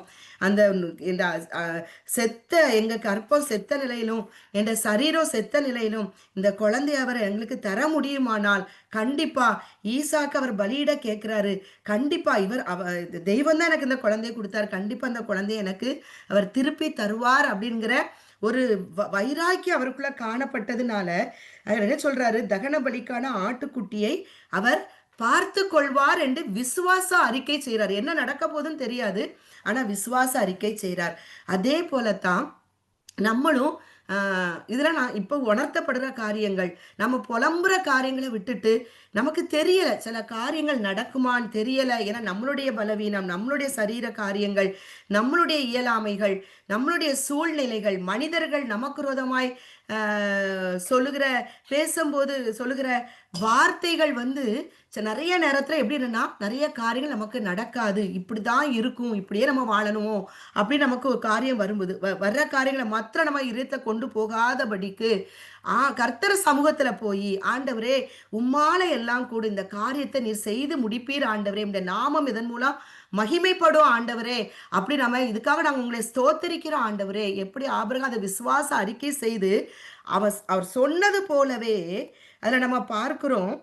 13வது வசனம் 14வது வசனத்துல நம்ம பார்க்கிறோம். அத பார்க்கிறோம் நம்ம. ஆபிரகாம் தன் கண்களை ஏறெடுத்து பார்க்கும்போது, இதோ பின்னாக புதரிலே தன் கொம்புகள் சிக்கிக் கொண்டிருந்த ஒரு ஆட்டுக்கடாவை கண்டான். அப்பொழுது ஆபிரகாம் போய் கடாவை பிடித்து அதை தன் குமாரனுக்கு பதிலாக தகன பலி இட்டான். என்ன சொன்னாரோ கர்த்தர் பார்த்து கொள்வார்ன்னு சொல்லிட்டு போனது போலயே அவன் அதை கண்டுச்சுது, அதை பிடித்து அவன் தகன பலி இடுறான். அவனுடைய மகன் அவர் திருப்பி கொள்ளுகிறான் அந்த காரியங்கள். அதனால்தான் ஆபிரகாம் அந்த இடத்துக்கு யெகோவா ஈரே என்று பெயரிட்டான். அதனாலே கர்த்தருடைய பர்வதத்திலே பார்த்து கொள்ளப்படும். நம்ம நிறைய நேரம் நம்மளால எல்லாம் முடிஞ்சிரும், நம்மளால செய்ய முடியும்னு சொல்லிட்டு நம்ம தலையில தூக்கி தூக்கி வைக்கும் பொழுது அது பாரமா தான் இருக்குது. அது சால்வே ஆகாது. அந்த காரியம் நம்ம பார்வைக்கோ நம்ம பலத்துக்கோ நடக்கவே நடக்காது. இன்னைக்கு நம்ம ஒவ்வொருடைய குடும்பங்களை நம்ம வாழ்க்கையில என்னென்ன காரியங்கள் நம்மளே மனம் அடிவாக்கும்படியாக பிசாசு கொண்டு வைத்திருக்கிறானோ, நடக்காதுன்னு நினைச்சு வச்சிருக்கிறானோ, இது இப்படிதான் இருக்குமோ அப்படின்னு நம்ம வாழ்க்கையில வைத்திருக்கிறானோ, அது எல்லாத்தையும் நம்முடைய காரியங்கள் பார்த்து கொள்ளப்படுகிற யெகோவா ஈரே என்கிற அவருடைய நாமத்துக்குள்ளாக, அதுதான் அவருடைய சமூகம், அந்த சமூகத்துக்குள்ளாக இந்த காரியத்தை நம்ம அவருடைய சமூகத்துல முழங்கால போட்டு கைய விரிச்சு, ஆண்டவரே இந்த காரியத்தை உங்க சமூகத்தை நான் வச்சிடறேன் ஆண்டவரே, நீங்க பார்த்து கொள்ளுங்கப்பா அப்படின்னு சொல்லிட்டு நம்ம ஜபத்தை பண்ணிட்டு எழும்பும்போது நமக்குள்ள ஒரு நம்ம அப்படி நம்ம மனசு ஒரு லெகுவா இருக்கிறத நம்ம பார்க்க முடிகிறது. அப்போ இந்த அனுபவத்துக்குள்ள நம்ம வரணுங்கிறது தெய்வத்தினுடைய சித்தமா இருக்கிறது. அடுத்தது நம்ம பார்த்தோம் அப்படின்னு சொன்னா யோசேப்பா பார்க்கிறோம். யோசேப்பு இடத்துல என்ன காரியங்கள் காணப்பட்டது, அவனுக்கு பதில் வருவதற்கு, அவன் வாழ்க்கையில ஒரு ஆசீர்வாதம் வருவதற்கு என்ன காரியங்கள் நம்ம காணப்பட்டதுன்னு பார்க்கலாம். அப்போஸ்தலர் 7:10. அப்போஸ்தலர் 7:10 பார்க்கிறோம். தேவனோ யோசேப்போடு கூட இருந்து எல்லா உபத்திரவங்களில் இன்றும் அவனை விடுவித்து எகிப்தின் ராஜாவாகிய பார்வோன் சமூகத்திலே அவனுக்கு கிருபையையும் ஞானத்தையும் அருளினார். அந்த ராஜா அவனை எகிப்து தேசத்திற்கும் தன் வீடனைத்திற்கும் அதிகாரியாக ஏற்படுத்தினான். எகிப்தின் ராஜா அவன் மெய் தெய்வத்தை அறியாத ஒரு ராஜா. ஆனா அந்த ராஜாவின் சமூகத்துல யோசேப்புக்கு என்ன கிடைக்குதுன்னா கிருபையும் ஞானமும் கிடைக்குது. அதுக்கு ஏன் அவனுக்கு இந்த கிருபையும் ஞானமும் கிடைச்சதுன்னா, தேவனோ அவனோடு கூட இருந்து, அவரே இயேசுவே தேவனால் நமக்கு நீதியும் ஞானமும் பரிசுத்தமும் மீட்புமாய் இருக்கிறார். தாம் ஒருவரே ஞானம் உள்ளவர், அவர் ஒருத்தர் தான் ஞானம். அப்போ தேவன் அவனோடு இருந்ததுனால கிருபை, இயேசுதான் கிருபை. அப்போ இந்த கிருபை தேவன் அவனோடு கூட இருந்ததுனால இந்த கிருபை ஞானமும் யோசேப்புக்கு கிடைச்சது. அப்போ ஒரு மனுஷனோட தேவன் நம்ம கூட தேவன் இருக்கணும் அப்படின்னு சொன்னா யோசேப்பு இடத்துல காணப்பட்ட ஒரு குணம் என்னது அப்படின்னு சொன்னா, ஆதியாகமம் 39வது அதிகாரத்துக்கு நம்ம பார்த்தோம் அப்படின்னு சொன்னா, யோசேப்பு போத்திபார் வீட்டுல இருக்க, இது எல்லாருக்கும் தெரிஞ்ச சாப்டர் தான். அங்க இருக்கிறான். அங்க பார்த்தோம் அப்படின்னு சொன்னா அவன் ஒரு வாலிப பிள்ளை. அந்த இடத்துல அவன் பாவம் செய்வதற்கு அவனுக்கு நிறைய காரியங்கள் அங்க இருக்கிறது. தானாவே அந்த பாவம் அவனை தேடி வருகிறது. நித்தம் நித்தம் யோசேப்போடு 39:10 பாருங்க, அவள் நித்தம் நித்தம் யோசேப்போடு இப்படி பேசி கொண்டு வந்தும் அவன் அவளுடனே சயனிக்கவும் அவளுடனே இருக்கவும் சம்மதிக்கவில்லை. நித்தம் நித்தம், ஒரு நாள் இல்லை, ஒவ்வொரு நாளும் அந்த போத்திபார் மனைவி இவனை என்ன பண்ணிருக்கா, டிஸ்டர்ப் பண்ணிக்கிட்டே இருந்திருக்கிறான் நித்தம் நித்தம். இப்போ ஒருத்தவங்க இப்போ நம்ம ஆணுடைய வழியில இருக்கும் போது சொல்லுவாங்க, ஐயோ இது ஒண்ணுமே இல்லக்கா, இதுல இந்த இந்த படத்துல ஒரு சாதாரண இப்படித்தான் அவ, இது ஒண்ணுமே இல்லை, நீங்க ஒரு குடும்ப கதை தான் அப்படின்னு சொல்லிட்டு சொல்லுவாங்கல்ல. அப்போ அவங்க டெய்லி இப்படி சொல்லும் போது நம்ம அதுக்கு இடம் கொடுக்குறோமா? நித்தம் நித்தம் நம்ம அதுக்கு இடம் கொடுக்குறோமா? அதே போல இவனு நித்தம் நித்தம் அவள வந்து இது பண்ணும்போது அந்த இடத்த அவன் நினைக்கலாம், ஐயோ! டெய்லி இவ டார்ச்சர் பண்றாளே! அப்படின்னு சொல்லிட்டு இவன் அந்த இடத்துல தன்னைய வந்து விட்டு கொடுக்கவே இல்ல. ரொம்ப உண்மையில இந்த இடத்துல வந்து அவ்வளோ ஒரு வைராக்கியம். கர்த்தருக்காக பாராட்டின அந்த வாலிப நாட்களிலும் அவனோட ஆவியானவர் தன்னோடு இருக்கிறார். அந்த ஆவியானவர நான் துக்கப்படுத்திறக்கூடாது. அப்படிங்கிறதுல இந்த யாரு யோசேப்பு வந்து ரொம்ப வைராக்கியமா இருந்ததுனால தான், அவன் என்ன பண்றான், அந்த இடத்த விட்டு பாவத்துக்கு தன்னை என்ன செய்றான், விலக்கி காத்து கொண்டதுனால தான். அந்த கிருபையும், ஞானமும் அவனோடு இருந்தது. இந்த இடத்துல மட்டும் அவன் தப்பு பண்ணியிருந்தார் அப்படின்னு சொன்னானா, கண்டிப்பா யோசேப்பினுடைய வாழ்க்கை வந்து அவருடைய அவர் வந்து எகிப்தில வந்து இவ்வளோ ஆசீர்வாதத்தை பெற்றார் என்று சொல்ற அந்த சாப்டர் வந்திருக்காது. இங்கேயே அவருடைய வாழ்க்கை ஒரு மோசமான ஒரு ஒரு அடையாளமாக, எடுத்துக்காட்டாக இன்னைக்கு அவர் வந்து காட்டப்பட்டிருப்பார். ஆனா, அந்த இடத்துல கர்த்தருக்காக வைராக்கியமா நின்னதுனால, அந்த இடத்துல பார்த்தோம் அப்படின்னு சொன்னா, தேவன் அவனோடு இருந்து, அந்த பார்வோனின் சமூகத்துல அவனுக்கு ஆண்டவர் கிருபையும், ஞானத்தையும் கொடுத்து, ஒரு பெரிய ஆசீர்வாதத்த என்ன பார்வோன் கையில ஆதியாகமம் 41ஆம் அதிகாரம் 42 நம்ம பார்க்கிறோம். பார்வோன் தன் கையில் போட்டிருந்த தன் முத்திரை மோதிரத்தை கழற்றி, அதை யோசேப்பின் கையிலே போட்டு, மெல்லிய வஸ்திரங்களை அவனுக்கு உடுத்தி, பொன் சரப்பணியை அவன் கழுத்திலே தரித்து.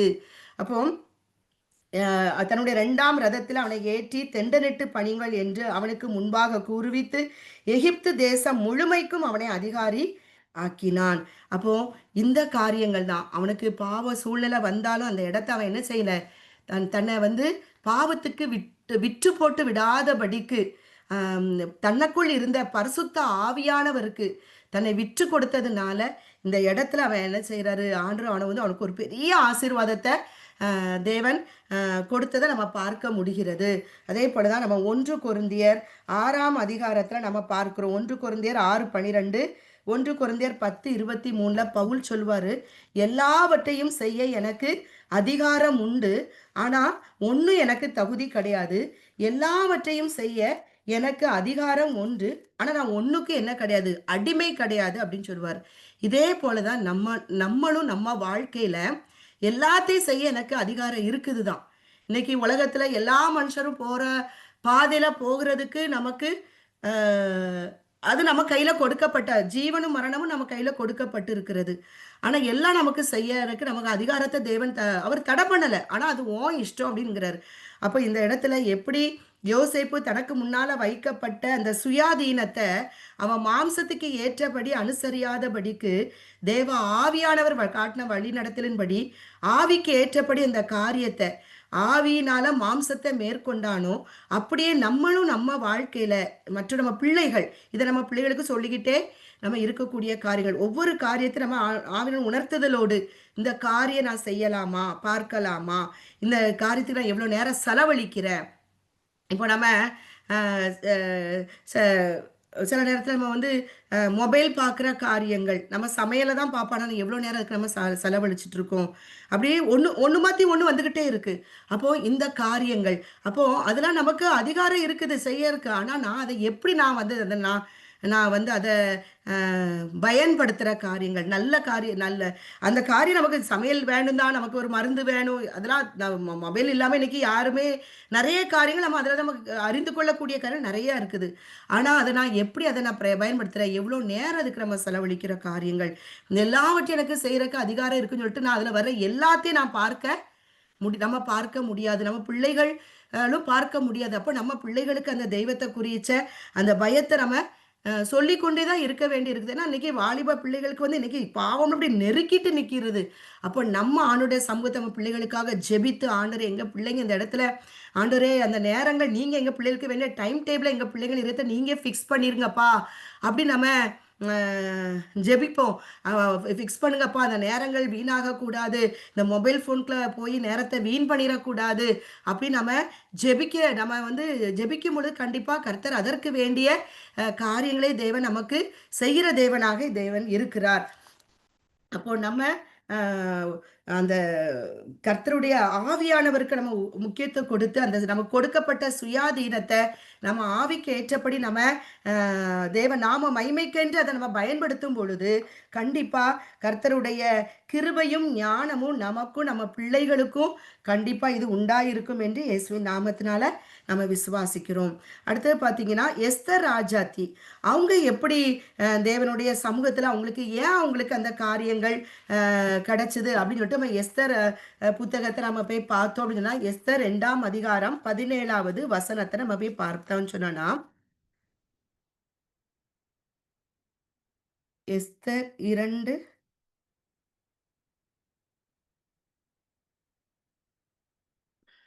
ராஜா எஸ்தர் சகல 20 ஸ்திரீகள் இல்லம்மா எஸ்தர் 20ல 10வது வசனமும் 20வது வசனமும் வாசிக்கிறீங்களா? எஸ்தர் 1 அதிகாரம் தானக்கா? 2 அதிகாரமா? 2ல 10 20 10 20. ஓகேக்கா. எஸ்தரோவென்றால் தன் குலத்தையும் தன் பூர்வ தரத்தையும் அறிவிக்காதிருந்தாள். மொர்தெகாய் அதை தெரிவிக்க வேண்டாம் என்று அவளுக்கு கற்பித்திருந்தான். 20 20. எஸ்தர் மொர்தெகாய் தனக்கு கற்பித்திருந்தபடி தன் பூர்வ தரத்தையும் தன் குலத்தையும் தெரிவிக்காதிருந்தாள். எஸ்தர் மொர்தெகாய் இடத்திலே வளரும்போது அவன் சொற்கேட்டு நடந்தது போல இப்பொழுதும் அவன் சொற்கேட்டு நடந்து வந்தாள்.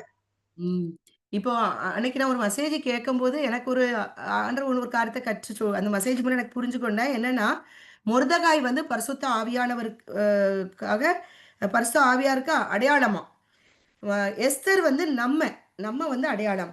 அப்போ இந்த இடத்துல எஸ்தர் வந்து தன்னை வளர்த்த மொர்தெகாயினுடைய சொற்கேட்டு அவன் என்ன கற்பித்திருந்தானோ அதை கேட்டு அவ வந்து அந்த சூசான் அந்த அரண்மனையில வந்து அவ கொண்டு வரப்பட்ட பொழுது அவன் சொல்லியிருந்தான், உன்னுடைய குலத்தை பற்றி நான் யூத குலம் அப்படின்னு எதுவுமே என்ன சொல்லக்கூடாது, ஏன்னா அப்படி சொல்லியிருந்தானா பிரச்சனை வரும் அப்படின்னு அவனுக்கு தெரியும். நாங்க ஆமான்னு ஒருத்தன் இருக்கான், அதனால நீ எதுவுமே சொல்லிடாத அப்படின்னு சொன்னா. அதே போல அவ தன்னுடைய காரியத்தை குறித்து எதுவுமே அவ என்ன பண்ணல, சொல்லவே இல்ல. அதே போல ஆவியானவரும் நம்மளிடத்துல சில காரியங்கள இப்ப நம்ம வீட்ல வந்து பேசுற கணவன் மனைவி ஏதோ ஒரு காரியம் மற்ற யார்ட்டயும் வாக்குவாதம் வரும்போது நம்ம முன்னால ஏத்து என்னது நம்ம அவங்க சொன்னதுக்கு நம்ம அதாவது பதில் ஞானமாவும் சொல்லலாம். அதே நேரத்துல நம்ம வந்து அத வந்து நம்ம ஒரு சண்டைக்கு ஏதுவான சூழ்நிலை அந்த காரியம் போயிட்டு போகுது நம்ம உணர்த்தப்படும் பொழுது, ஓகே இந்த இடத்துல நிப்பாட்டிருவோம். வேண்டாம், பேச வேண்டாம். நம்ம 2 வார்த்தை பேசிட்டு ஓகே அந்த இடத்துல நமக்கு ஆவியானவர் உணர்வை தர்றாரு. ஸ்டாப், நில்லு, பேசாத அப்படின்னு சொல்லிட்டு. அப்போ அந்த சத்தம் நமக்குள்ள அந்த வரும்பொழுது நம்ம நிப்பாட்டிட்டோம்னா நம்ம ஜெயிச்சிட்டோம்னு அர்த்தம். பேசிட்டோம்னு சொன்னா தோத்து தான் போறோம். அது வந்து திருப்பி அந்த சூழ்நிலை வந்து ரொம்ப ஒரு மோசமான ஒரு சமாதானம் இல்லாம திருப்பி நம்ம ஆண்டவர் சமூகத்தை ஜெபிக்கவும் முடிய மாட்டேங்குது. ஒரு குடும்ப ஜெபம் இல்லாம போயிடக்கூடிய சூழ்நிலை கூட வந்துருது. அப்போ அப்போ நம்ம ஆவியானவர் நமக்கு உணர்த்துற காரியங்கள் நமக்கு கற்றுக் கொடுக்கிறார். இப்போ நம்ம இன்னைக்கு கூட இந்த பிரசங்கில ஒரு வார்த்தை வந்தது. இந்த அலப்புகிற வாயின்னு சொல்லிட்டு ஒண்ணு வந்ததுல்ல. பிரசங்கி நம்ம வாசிக்கும் பொழுது. பிரசங்கி 10 தானே? ஆ. அந்த அவன் வாய்மொழிகளின் துவக்கம் மதியினமும் அவன் வாக்கின் முடிவு கொடிய பைத்தியமா இருக்குது. இதான் நடக்கும். தடை தடை கட்டப்படாத பாம்பு கடிக்குமே அளப்புவாயினும் அதற்கு ஒப்பாவான். அப்போ நமக்கு ஆவியான உள்ளத்துல இருந்து தடைய கட்டுறாரு. வாய மூடு, பேசாத. அந்த இடம் வந்து நம்ம பேசுற காரியங்கள் வந்து அநியாயமாவும் பேச மாட்டோம். உள்ள காரியத்துல இப்படிதான் இந்த காரியத்தை நம்ம பேசுவோம். ஆனாலும் கர்த்தர் சொன்னா அதை கூட பேசாத அமைதியா இரு, வேண்டாம், அந்த இடத்த ஸ்டாப் பண்ணு அப்படின்னு சொல்லிட்டு நம்மளை உணர்த்துற இடத்துல நம்ம அது எந்த இடமா இருந்தாலும் நம்ம அமைதியா இருக்கணும் அப்படிங்கிற ஒரு காரியத்தை ஆவியா நமக்கு கற்றுக் கொடுக்கும் பொழுது நம்ம அந்த இடத்துல நம்ம அமைதியா இருந்தோம் என்றால் கண்டிப்பா அந்த சூழ்நிலை வந்து என்ன செய்து ஒரு சுமூகமான ஒரு காரியமா அது போகிறத நம்ம பார்க்க முடிகிறது. 20ல பார்த்தோம்னு சொன்னா 20ல பார்த்தீங்க அப்படின்னு சொன்னா அதுல 17ல பாருங்க, ராஜா சகல ஸ்திரீகளை பார்க்கிலும் எஸ்தர் மேல் அன்பு வைத்தான். சகல கன்னிகைகளை பார்க்கிலும் அவளுக்கு அவன் சமூகத்தில் அதிக தயையும் பட்சமும் கிடைத்தது. ஆகையால் அவன் ராஜ கிரீடத்தை அவள் சிரசின் மேல் வைத்து அவளை வஸ்தியின் ஸ்தானத்தில் பட்டத்து ஸ்திரீயாக்கினான். இப்போ ஏன் அவளுக்கு அந்த தயையும் பட்சமும் கிடைத்தது அப்படின்னு நம்ம பார்த்தோம்னா, ஒன்று அவ ஒரு கீழ்ப்படிதல் உள்ளவளாக மொர்தெகாய் சொல்வதை கேட்டு அந்த சொல் கேட்டு அந்த ஆலோசனைக்கு செவிசாய்த்து நடக்கிறவளாய் காணப்பட்டாள். 15ல நம்ம பார்த்தோம் அப்படின்னு சொன்னான்னா, அவள வந்து சுத்திகரிக்கும்படியாக, அழகுபடுத்தும்படியாக அவளுக்காக நியமிக்கப்பட்ட இந்த ஏகாய் அப்படிங்கிற அந்த மனுஷன் அவளுக்கு எதை வந்து நியமித்தானோ, அவளை அழகுபடுத்துறதுக்கு எதை நியமித்தானோ, அந்த காரியம் இல்லாம வேறு ஒன்றையும் அவன் என்ன செய்யலையாம்? கேட்கவில்லை. இன்னொரு அதுக்கு முன்னால 13ல பார்த்தீங்கன்னா, இப்படி ஜோடிக்கப்பட்ட பெண் ராஜாவினிடத்தில் பிரவேசிப்பாள். கன்னிமாடத்திலிருந்து தன்னோடு கூட ராஜ அரண்மனைக்கு போக அவள் தனக்கு வேண்டுமென்று கேட்பவை எல்லாம் அவளுக்கு கொடுக்கப்படும். அவங்க என்னதெல்லாம் கேட்குறாங்களோ எல்லாம் கொடுக்கப்படும். ஆனா இந்த இடத்துல எஸ்தர் வந்து அவங்க என்ன பண்ணல, தனக்கு அவர் எதெல்லாம் நியமித்தாரோ அதை மீறி எந்த ஒரு பேராசையுமே அவ படையல. தனக்கு கொடுக்கப்பட்டதுல அவர் திருப்தி உள்ள ஒரு மகளாக அவங்க இருந்தனால, அவங்க எப்படின்னா ராஜ சமூகத்துல அவங்களுக்கு என்ன கிடைச்சிருக்குது? தயையும் பட்சமும் கிடைத்ததாம். இது அவங்க இருதயத்துல இருந்த அந்த நற்குணம் அந்த ராஜாவின் சமூகத்துல பரலோகம் வந்து அந்த அந்த ராஜாவின் கண்கள்ல தயையும் பட்சத்தையும் கிடைக்க செய்தாராம். அப்ப இதே போல நம்ம இருதயத்திலையும் தேவன் நமக்குள் எதிர்பார்க்கிற அந்த ஆவிக்குரிய அழகு நமக்குள்ளாக இருக்கும் பொழுது, அதுதான் அந்த சாந்தமும் மன அமைதலும் உள்ள ஆவி. நான் இப்போ பெண்களாகிய நம்ம ஒரு சிலர் வந்து நல்லா சாஃப்டாக இருப்பாங்க. இப்போ நாலாம் வந்துன்னா கொஞ்சம் டக்கு டக்குன்னு எனக்கு கேட்டுறணும் போல அப்படி இருக்கும் பேசுகிறேன். ஆனால் இப்போ அதை நான் ப்ராக்டிஸில் கொண்டு வந்துட்டு இருக்கேன். கர்த்தருடைய நாமம் மாத்திரம் மகிமைப்படட்டும். அப்போ நம்ம அந்த இடத்துல நம்ம அதை அமைதியாக இருந்து அதை ஜபத்தில் நம்ம வச்சு நம்ம அமைதியாக இருக்கும் பொழுது கண்டிப்பாக கர்த்தர் அவரே அந்த காரியத்தை என்ன செய்கிறாரு? சால்வ் பண்ணுறார், அதை புரிய வைக்கிறார். அப்படி காரியங்களும் நம்ம பார்க்க முடிகிறது. அப்போ நம்ம அந்த சாந்தம் இந்த மன அமைதலும் சாந்தமும் உள்ள ஆவி எனக்கு கொடுத்துருங்கப்பா. நம்ம ஒவ்வொரு நாள் இதை கர்த்தர் சமூகத்தில் நம்ம கேட்கும் பொழுது கண்டிப்பாக அந்த காரியத்தை தேவன் தந்து நமக்கும் எல்லார் கண்களில் அந்த தயையும் பட்சம் எல்லாருக்கு முன்னால் இல்லை, கர்த்தருடைய ராஜாதி ராஜாவாகிய தேவனுடைய சமூகத்துக்கு நம்ம போய் நம்ம ஜெபிக்கும் பொழுது நம்மளுடைய காரியத்தில் தேவன் தயை பாராட்டுவார், பட்சம் பாராட்டுவார் என்கிறத இந்த எஸ்தருடைய வாழ்க்கை காரியத்திலிருந்து தேவன் நமக்கு கற்றுக் கொடுக்கிறார். இதை நம்ம வந்து இதை நம்ம வாழ்க்கையை நம்ம பிரயோஜனப்படுத்தி கொள்ளுவோம். அடுத்தது பார்த்தோம் அப்படின்னு சொன்னா இதுல பார்த்தீங்கன்னா 1 பேதுரு 1:22 ஆவியினால தான் சத்தியத்துக்கு நம்ம கீழ்ப்படிய முடியும். நம்மளா ஒரு தேவனுடைய வார்த்தைக்கு கீழ்ப்படிவோம், சுயபலத்துல நான் வாழ்ந்துருவேன், சுயபலத்துல நான் ரொம்ப நல்லவளா வாழ்ந்துருவேன்னா அது முடியவே முடியாது.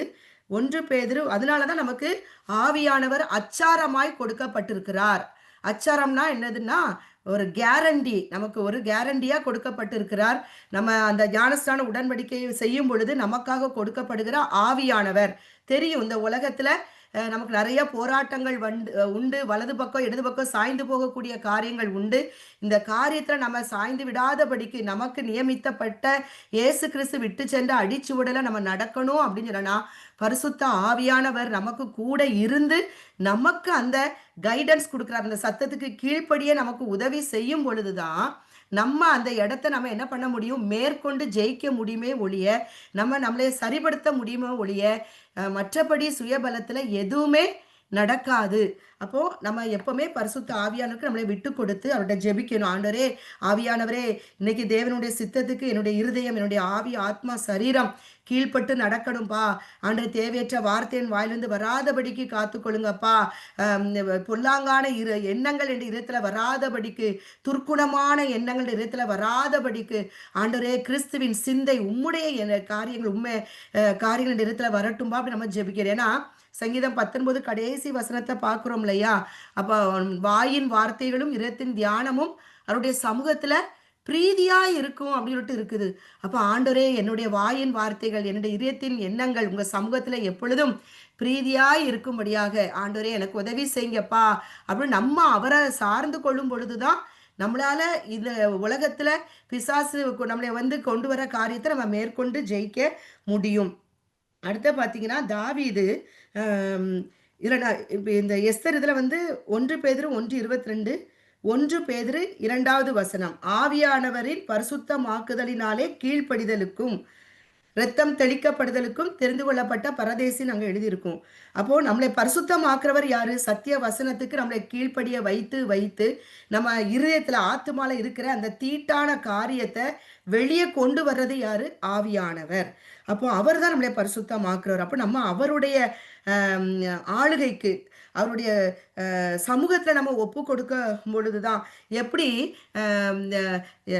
இவர் யாக்கோபு அவன் வந்து அந்த இடத்துல தன்னைய ஆண்டவர் கேட்கிற நீ யாரு அப்படின்னு கேட்கும்போது தனவன் யாக்கோபு, நான் யாக்கோபு எத்தன்னு சொல்லிட்டு சொல்றான். அதே போல நம்ம ஆண்டுடைய சமூகத்துல போகும் பொழுதுதான் நம்ம உணர்த்தப்படுவோம். வேதம் வாசிக்கும் பொழுது நான் எந்த இடத்துல இருக்குங்கிறது நம்ம உணர்த்தப்படும் பொழுது தேவன் அந்த நம்ம இருக்கிற அந்த மாம்சத்தின் இருக்கிற அந்த பெயர்கள், நம்மள்கிட்ட இருக்கிற அந்த வேண்டாத துர்க்குணத்தெல்லாம் தேவன் எடுத்து போட்டு அந்த இடத்துல அந்த வேண்டாத காரியத்தை இருத்து நம்மளை வெளியே எடுத்து போடதான் நம்ம தேவனுடைய பிள்ளைகள் என்கிற அந்த சாட்சிய ஆவியானவர் நமக்குள்ள இருந்து கொடுப்பார். அப்போ நம்ம தேவ சமூகம் வந்து நமக்கு ரொம்ப முக்கியமான ஒரு இடமாக காணப்படுகிறது. அதுதான் நமக்கு அட்ரஸ் கொடுக்குது. இவ யாருங்கிறது, இவ தேவனுடைய பிள்ளையா, அல்லது இவ வந்து மாம்ச ரத்தத்தோடு போராடுகிறவ, சாட்சி இல்லாதவ அப்படின்னு காரியங்கள் தேவனுடைய சமூகத்துல தான் நம்ம யாரு என்கிற காரியத்தை நம்ம என்ன செய்ய முடியுது? உணர்ந்து கொள்ள முடிகிறது. அதே போல நம்ம இது அடுத்து தாவீது பார்ப்போம். தாவீது வந்து எப்படி இருந்தானா, அவன் எல்லா சூழ்நிலையிலும் தேவனை துதிக்கிறவனாக காணப்பட்டான். அப்போ அந்த அவன் வந்து எப்படின்னா பாத்தீங்கன்னா, சங்கீதம் 3ல பார்த்தனா தன்னுடைய மகனுக்கு தப்பி ஓடும் பொழுது அந்த இடத்துல அவன் சங்கீதத்தை தான் பாடுறாரு. சங்கீதம் 54ல பாத்தீங்கன்னா, தாவீது தங்களிடத்தில் ஒளித்து கொண்டிருக்கிறான் என்று சிப்புரார் வந்து சவுலுக்கு சொன்ன போதும் சங்கீதம் தான் பாடியிருக்கிறாரு. சங்கீதம் 57ல பாத்தீங்கன்னா, தாவீது சவுலுக்கு தப்பி ஓடி கெபியில் ஒதுங்கும் போதும் சங்கீதம் பாடியிருக்கிறாரு. சங்கீதம் 58 தான் கெட்டு போகாதபடிக்கு சங்கீதம் பாடியிருக்கிறாரு. சங்கீதம் 51 பார்த்தீங்கன்னா, சவுல் தாவீதை கொல்லுவதற்காக ஏவலாட்களை அனுப்பின போது, நம்மளை யாராவது கொல்ல வரும்போது நம்ம உட்கார்ந்து நம்ம சங்கீதம் பாடுவோமா, துதிச்சிட்டு இருப்போமா, பாட்டு பாடிட்டு இருப்போமா? உண்மையில அப்பா அது ஒரு பெரிய காரியம். அதனால அவன் என் இதயத்துக்கு ஏற்றவன் என்று சொல்லியிருக்கிறாரு. சங்கீதம் 63 பார்த்தனா, தாவீது யூதாவின் வனாந்திரத்துல இருக்கும் பொழுது என் ஆத்துமா உம்பேரிலே தாகமா இருக்குன்னு சொன்னான். தண்ணி தாகத்தை கேட்கல, ஆத்துமா தாகம், உங்க வார்த்தை எனக்கு வேணும்பா அப்படின்னு சொல்லிட்டு அந்த காரியத்தை அவங்க கேட்டான். அதே போல சங்கீதம் 119ல 23, 69, 61, 51, 161 நம்ம வாஸ்து பார்த்தோம்னா, அவனுக்கு ரோதமா பிரபுக்கள் உட்கார்ந்து பேசிட்டு இருக்கும் போதெல்லாம் அவன் சொல்றான், நான் உங்களுடைய பிரமாணங்களை நான் தியானிச்சேன், நான் உங்க வேதத்தின் மீது நான் பிரியமாய் இருந்தேன் அப்படிங்கிற காரியத்தை தான் அங்க எழுதியிருக்கும். அப்போ இது தேவனுக்கு பிரியமான காரியமா இருக்கிறது. நம்ம வாழ்க்கையில இதே போல அனுபவத்துல நம்ம போகும் பொழுது நம்ம அந்த காரியத்தை குறிச்சே தான் சிந்திச்சுக்கிட்டே இருக்கிற எல்லாத்தையும் நம்ம சந்தோஷத்தை சமாதானத்தை இழந்து நம்ம சரீரமும் பாதிக்கப்படுது, தூக்கம் இல்லாம ஒரு காரியத்துல போகிறோம். ஆனா தேவன் சொல்றாரு, தாவீது நம்ம கற்றுக்கொள்ள வேண்டியது என்னது அப்படின்னு சொன்னா, அந்த இடத்துல நம்ம அவருடைய வார்த்தையை அவரை குறிச்ச காரியங்களை நம்ம தியானிக்கிற காரியங்கள், நல்ல பாடல்களை போட்டு நம்மளும் அதோட சேர்ந்து பாடி துதித்து அந்த அந்த சூழ்நிலைய நம்ம சமாதானத்துக்கு ஏதுவா ஒரு நம்பிக்கைக்குரிய ஒரு சூழ்நிலையா தாவீதை போல நம்ம மாற்றணும்னு சொல்லிட்டு தேவன் நம்மிடத்துல எதிர்பார்க்கிறார். அப்போ இந்த காரியம் தாவீதினிடத்துல காணப்பட்டது. ரெண்டா பார்த்தீங்கன்னா 1 சாமுவேல் 17ஆம் அதிகாரம் 45 47 வரை பார்த்தோம் அப்படின்னு சொன்னா, அவன் மனுஷ வல்லமைக்கு பயப்படல.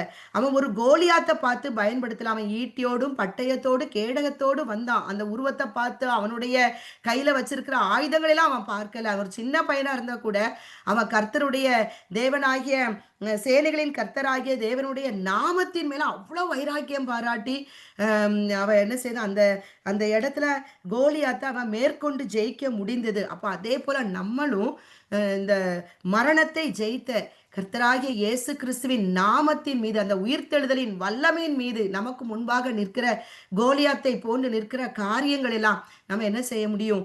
எதிர்த்து மேற்கொண்டு ஜெயிக்க நம்மளால அது முடியும் என்கிறத தேவன் இந்த காரியத்திலிருந்து நமக்கு கற்றுக் கொடுக்கிறார். அடுத்தது பார்த்தீங்கன்னா, அவர் எல்லா காரியத்தையும் அவர் 1 சாமுவேல் 23ஆம் அதிகாரம், பெலிஸ்தர் கூட நான் வந்து கேகிலாவுக்கு நான் போய் யுத்தம் பண்ண போலாமா? பெலிஸ்தர் கூட கேட்பாரு. அப்புறம் வந்து நான் எந்த இடத்துல போய், எந்த எந்த இடத்துல, எந்த ஊர்ல நான் தங்கி இருக்கணும் ஆண்டவரேன்னு சொல்லிட்டு என்ன செய்வாரு? கர்த்தர்ட்ட போய் அவரு கேட்பாரு. அப்போ 1 சாமுவேல் 30 6லிருந்து 8, 2 சாமுவேல் 5:19 அவர் எல்லா கதையும் கர்த்தருடைய சமூகத்துல போய், கர்த்தாவே நான் இதை செய்யலாமா? நான் இங்க போகலாமா? இவங்க கூட யுத்தம் பண்ணலாமா? அப்படின்னு கேட்டு கேட்டு செஞ்சாரு. அப்ப அதே போல நம்மளும் கர்த்தருடைய சமூகத்துல நம்ம ஒரு குடும்பத்துல நம்ம ஒரு ஆலோசனை எடுக்க வேண்டிய காரியமா இருக்கலாம். ஆனா மற்றவங்க நம்மகிட்ட ஜெபிக்க சொல்ற காரியங்களா இருக்கலாம். அதை அவருடைய சமூகத்துல கொண்டு போய், கர்த்தாவே இதுல நாங்க என்ன செய்யலாம் ஆண்டவரே? நீங்க என்ன செய்ய சித்தமா இருக்கிறீங்க? ஏன்னா நம்ம சுயமா இதுக்கு முன்னாலலாம் நம்ம ஒரு சுயமா ஒரு முடிவெடுத்து அது எவ்வளோ இழப்புகளை தந்திருக்குன்னு நம்ம பார்த்துருக்கலாம். நிறைய கற்றுக் கொடுத்திருக்கிறார். அப்போ இப்போ இனிமே வந்து நம்ம அவருடைய சமூகத்துக்குள்ள அந்த காரியத்தை கொண்டு போய் அவருடைய ஆலோசனை, கணவனும் மனைவியுமா நம்ம இப்படி இருக்குது கர்த்தாவே, நாங்க என்ன செய்யலாம்? எங்களை வழி நடத்துங்க அப்படின்னு சொல்லும்போது கண்டிப்பா நம்ம ஒரு அந்த காரியத்துல ஒரு சமாதானத்தை தருவார். வேண்டாம் அப்படின்னு சொன்னா நம்ம இதயத்துல ஒரு சமாதானம் இல்லாம ஒரு பாரமா இருக்கக்கூடிய காரியங்கள் மூலம் நமக்கு அறிந்து கொள்ளலாம். வார்த்தையின் மூலம் ஆண்டவர் இந்த காரியத்துல நமக்கு தெளிவுபடுத்துவார். அப்போ ஒவ்வொன்றையும் நம்ம விசாரித்து செய்ய வேண்டிய காரியங்கள் வந்து அவருடைய சமூகத்துக்கு கொண்டு போகணும். விசாரிக்கிறதுல அவருடைய சமூகத்தை போய் விசாரித்து நம்ம செய்யும் பொழுது அந்த காரியத்துல நம்ம என்ன பண்றோம்? ஆசீர்வாதங்களையும், சுகத்தையும், நம்பிக்கையும், பலனையும், சமாதானத்தையும் நம்ம என்ன செய்றோம்? பெற்றுக்கொள்கிறோம். ஆனா ஒரே ஒரு இடத்த அவர் அவர் வந்து விசாரிக்கல. அதான் பத்சேபாள் விஷயத்துல அவர் வந்து விசாரிக்கல. ஏன்னா தெரியும், விசாரிச்சா இந்த இடத்துல கர்த்தர் நோ சொல்லுவார்ன்னு சொல்லி அந்த இடத்த அவர் விசாரிக்காம தன்னுடைய மாம்சம் சொன்ன சத்தத்துக்கு அவர் என்ன பண்ணிட்டாரு? செவி கொடுத்தார். அப்ப நம்மளும் நம்ம வாழ்க்கையில ஒரு காரியத்தை உள்ளுக்குள்ள இருந்து ஆவியானவர் வந்து அவருக்கு செய்யின்னு சொன்னா எஸ்ன்னு. அப்ப இன்னொரு பக்கம் மாம்சம் நோன்னு சொல்லிட்டு இருக்கோம். நம்ம நோங்கிற வார்த்தைக்கு நம்ம அதிக முக்கியத்துவம் கொடுத்தோம் அப்படின்னு சொன்னா நம்ம அந்த இடம் வந்து, அதனால தாவீது அனுபவிச்ச காரியங்கள் அதிகம். அதுக்கப்புறம் தேவன் அதுக்கு அவர் சரி கட்டுறார். அவர் நீதி உள்ள நியாயாதிபதி, அவன் என் இதயத்துக்கு ஏற்றவன் என்று சொன்ன போதிலும் இந்த பட்சேபால் விஷயத்துல தேவன் வந்து அப்சலோம் அவருக்கு அகெயின்ஸ்டா எழும்புறான். நிறைய காரியங்கள் நமக்கு தெரியும். அப்போ அதனால அவர் எவ்வளவு வேதனை அடைகிறாரு. அந்த அப்சலோம் வந்து எருசலேமை கைப்பற்றி அவரு நடந்து வனாந்திரத்துக்கு நேரா அழுதுகிட்டே அவர் போறாரு. எத்தனை காரியங்கள். அப்போ இதெல்லாம் அப்போ நம்மளும் ஒரு காரியம் வந்து கர்த்தர் நோன்னு சொல்லும்போது அந்த இடத்துல நம்ம நின்றணும். நம்மளா மீறி ஒரு காரியத்தை நம்மளா செய்யும்போது அதனால் வருகிற பின் விளைவுகள் வந்து ரொம்ப மோசமான பின் விளைவுகளை நம்முடைய வாழ்க்கையில கொண்டு போகுது. அப்போ நம்ம எதையும் அவருடைய சமூகத்துல கொண்டு போய் விசாரித்து நம்ம செய்வது நமக்கு அது ஆசீர்வாதம். எல்லாவற்றையும் நம்ம இழந்ததெல்லாம் திருப்பி கொள்ளுவோம். எல்லாவற்றையும் நம்ம வெற்றி பெறுவோம் அப்படிங்கிற காரியங்கள். அடுத்தது மோசே குறித்து நம்ம பார்க்கும் பொழுது யாத்ராகமம் 33ஆம் அதிகாரத்துல நம்ம பார்க்கும் பொழுது இந்த ஜனங்கள் எல்லாம் தப்பு பண்றாங்க. இவர் வந்து கர்த்தர் வந்து அந்த கட்டளைகளை மோசே வந்து 40 நாள் வந்து வந்து அவர் என்ன செய்றார்? சீனாய் மலைக்கு போன அந்த நேரத்துல இந்த ஜனங்கள் மோசே திருப்பி வரமாட்டாரு அப்படிங்கிறதுக்காக எங்களை எகிப்திலிருந்து கொண்டு யார் எங்களுக்கு வழிகாட்டுவா அப்படின்னு என்ன பண்றாங்க? எங்களுக்கு ஒரு தெய்வம் வேணும் அப்படின்னு சொல்லிட்டு நமக்கு அது தெரியும். அவங்க வந்து ஒரு பொன்னால செய்த ஒரு விக்கிரகத்தை செஞ்சு என்ன செய்றாங்க? அதை வழிபடுறாங்க. அது கர்த்தருடைய பார்வையில பெரிய பொல்லாப்பான காரியமாக காணப்படும் பொழுது கர்த்தர் சொல்றாரு, மோசேட்ட சொல்றாரு, இந்த ஜனங்கள் வணங்கா கழுத்துள்ள ஜனங்கள், இந்த ஜனங்க நான் என்ன செய்வேன்? 32 9 10ல பின்னும் கர்த்தர் மோசேயை நோக்கி, இந்த ஜனங்களை பார்த்தேன், இவர்கள் வணங்கா கழுத்துள்ள ஜனங்கள், ஆகையால் என் கோபம் இவர்கள் மேல் மூளவும் நான் இவர்களை அழித்து போடவும் நீ என்னை விட்டுவிடு, உன்னை பெரிய ஜாதியாக்குவேன் என்றார். 11ஆம் வசனத்துல மோசேக்கு சொல்ற பதில், மோசே தன் தேவனாகிய கர்த்தரை நோக்கி, கர்த்தாவே தேவரீர் மகாபலத்தினாலும் வல்லமை உள்ள கையினாலும் எகிப்து தேசத்திலிருந்து புறப்பட பண்ணின உம்முடைய ஜனங்களுக்கு விரோதமாக உம்முடைய கோபம் பற்றி எரிவது என்ன? அந்த பார்த்தீங்கன்னு சொன்னா அந்த இதில் அப்படியே மலைகளில் அவர்களை கொன்று போடவும் பூமியின் மேல் இராதபடிக்கு அவர்களை நிர்மூலமாக்கவும் அவர்களுக்கு தீங்கு செய்யும் பொருட்டே அவர்களை புறப்பட பண்ணினார் என்று எகிப்தியர் சொல்லுவானேன்? உம்முடைய கோபத்தின் உக்கிரத்தை விட்டு திரும்பி உமது ஜனங்களுக்கு தீங்கு செய்யாதபடிக்கு அவர்கள் மேல் பரிதாபம் கொள்ளும். உமது தாசராகிய ஆபிரகாமையும் ஈசாக்கையும் இஸ்ரவேலையும் நினைத்தருளும். உங்கள் சந்ததியை வானத்து நட்சத்திரங்களைப் போல பெருக பண்ணி நான் சொன்ன இந்த தேசம் முழுவதை உங்கள் சந்ததியார் என்றென்றைக்கும் சுதந்திரித்துக் கொள்ளும்படிக்கு அவர்களுக்கு கொடுப்பேன் என்று உம்மை கொண்டே அவர்களுக்கு ஆணையிட்டு சொன்னீரே என்று கெஞ்சி பிரார்த்தித்தானாம். அடுத்த இது அவன் அவன் கெஞ்சி பிரார்த்தித்ததை தேவன் நினைச்சதார். 14ஆம் வசனத்துல பார்க்கிறோம், கர்த்தர் தமது ஜனங்களுக்கு செய்த தீங்கை நினைக்க செய்யாதபடிக்கு பரிதாபம் கொண்டாராம். எதை செய்வேன்னு நினைச்சார். அப்போ இந்த மோசே அந்த ஜனங்கள் எவ்வளோ டார்ச்சர் கொடுத்தாங்க நம்ம பார்த்துருக்கோம். ஆனா அவர் கர்த்தர் சொல்றார், நான் உன்னைய பெரிய ஜாதியாக்குவேன்னு சொல்லும்போது மோசே மாம்ச பிரகாரமா சிந்தித்து இருந்தனா மாம்சத்தின் சத்தத்துக்கு ஓகே நம்மளே பெரிய ஜாதி ஆக்குறார். ஏன் இந்த மக்களை இத்தனை பேரை நான் ஏன் கூட்டிட்டு போனேன், இவங்கள நான் ஏன் கூட்டிட்டு போனேன், இவ்வளோ பிரச்சனை பண்றாங்க, ஆட்டோ ஆண்டவரே என்னே நீங்க பெரிய ஜாதியா இருக்குங்கப்பா அப்படின்னு அந்த இடத்துல அவர் சொல்லவே இல்லை. அவர் உடனே என்ன பண்ணாரு, கர்த்தர் அவர் உண்மை உள்ளவர் என்கிறத மற்றவங்களும் அறிந்து கொள்ளு கர்த்தருக்கு அந்த இடத்துல வைராக்கியம் பாராட்டுறார். ஆண்டவரே நீங்க அவங்களை அங்கிருந்து எடுத்து கூட்டிட்டு வந்தீங்களப்பா, நீங்க அவங்கள நிர்மூலமாக்குறக்கா கூட்டிட்டு வந்தீங்கன்னு சொல்லிட்டு எகிப்தியன் சொல்ல மாட்டானா, அமலேக்கியன் சொல்ல மாட்டானா, உங்க நாமம் இதனால தூஷிக்கப்படுமே கர்த்தாவேன்னு சொல்லிட்டு கர்த்தருடைய நாமத்துக்காக அவன் வைராக்கியம் பாராட்டான். ஏன்னா அவர் சத்தியம் உள்ளவர், எவ்வளவேனும் பொய் உரையாத தேவன் என்கிறத தேவனுக்கு அவர் நினைப்பூட்டி வேண்டாம் ஆண்டவரே, அதே போல இந்த ஜனங்களை முற்பிதாக்களை நீங்க நினைச்சு இந்த மக்களை நீங்க மன்னிக்கணும்னு சொல்லிட்டு என்ன பண்றானா திறப்புல நிக்கிற ஒரு மோசையா காணப்பட்டார். அதனால தேவன் பரிதாபம் கொண்டார். அதே போல நம்மளைய வேதனைப்படுத்துகிறவருடைய காரியங்களை சமூகத்துல கொண்டு போய் நம்மளும் அவங்களுக்காக நம்ம திறப்புல நின்று ஜெபிக்கும் பொழுது கண்டிப்பா தேவன் அவங்களுக்கு அந்த ரட்சிப்பை தந்து எல்லாருமே ஒரு மனதின் அந்த ஆவி வரும் பொழுது குடும்பங்களுக்குள்ள ஒரு சமாதானம் வரதான் வந்துடும், சந்தோஷம் வந்துடும். தேவனால கூடாத காரியங்கள் ஒன்றுமே இல்லை. அப்போ நம்மளும் மோசேட்டு இருந்து இந்த காரியங்கள் அவன் தேவனுடைய சமூகத்துல கெஞ்சி பிரார்த்தித்ததுனாலதான் தேவன் சொல்வாரு, நான் உங்க கூட வரவே மாட்டேன்னு சொல்வார். 33 ஃபர்ஸ்ட் பார்த்தனா நான் உங்க கூட வரமாட்டேன்னு சொல்வார். அப்போ திருப்பியும் மோசே கெஞ்சுவாரு. 13ல பார்த்தனா, உம்முடைய கண்களில் இப்பொழுது எனக்கு கிருபை கிடைத்ததுன்னா நான் உம்மை அறிவதற்கும் உம்முடைய கண்களில் எனக்கு கிருபை கிடைப்பதற்கும் உம்முடைய வழியை எனக்கு அறிவியும், இந்த ஜாதி உம்முடைய ஜனம் என்று நினைத்தருளும் என்றான். அந்த இடத்துலையும் சொல்றான், கர்த்தாவே நீங்க என் கூட வந்தாதான் நான் உங்களை அறிஞ்சு கொள்ள முடியும்பா, நான் உங்க கிருபை எனக்கு கிடைக்கும் ஆண்டவரே, அப்பா உங்களுடைய வழி எனக்கு தெரியும், நான் எப்படி அந்த கானான்குள்ள போங்கிற வழி எனக்கு தெரியும் ஆண்டவரே, இந்த ஜனங்கள் எல்லாம் உங்களுடைய ஜனங்கள்ட்டு நீங்க நினைச்சு பாருங்கப்பா. அப்ப அவன் கர்த்தர்கிட்ட எதிர்பார்த்தது என்னதுன்னா தேவ சமூகம், தேவன் எப்போது என் கூட இருக்கணும்னு அவன் எதிர்பார்த்தான். தேவனுடைய கிருபை என் கூட எப்பொழுது இருக்கணும்னு அவன் ஆசைப்பட்டான். பிறகு நான் நடக்க வேண்டிய வழியை அவர் ஒருத்தரால் தான் காட்ட முடியும். இன்னைக்கு உலகத்துல நிறைய வழி இருக்கு, எல்லா வழிகளும் ஒரு இடத்துல சங்கமம் ஆகுமானா உலக பிரகாரமா எல்லா நதிகளும் சமுத்திரத்துல சங்கமாகறத மனிதர்கள் எல்லாரும் இது ஒரு டைலாக்கா பேசுவாங்க.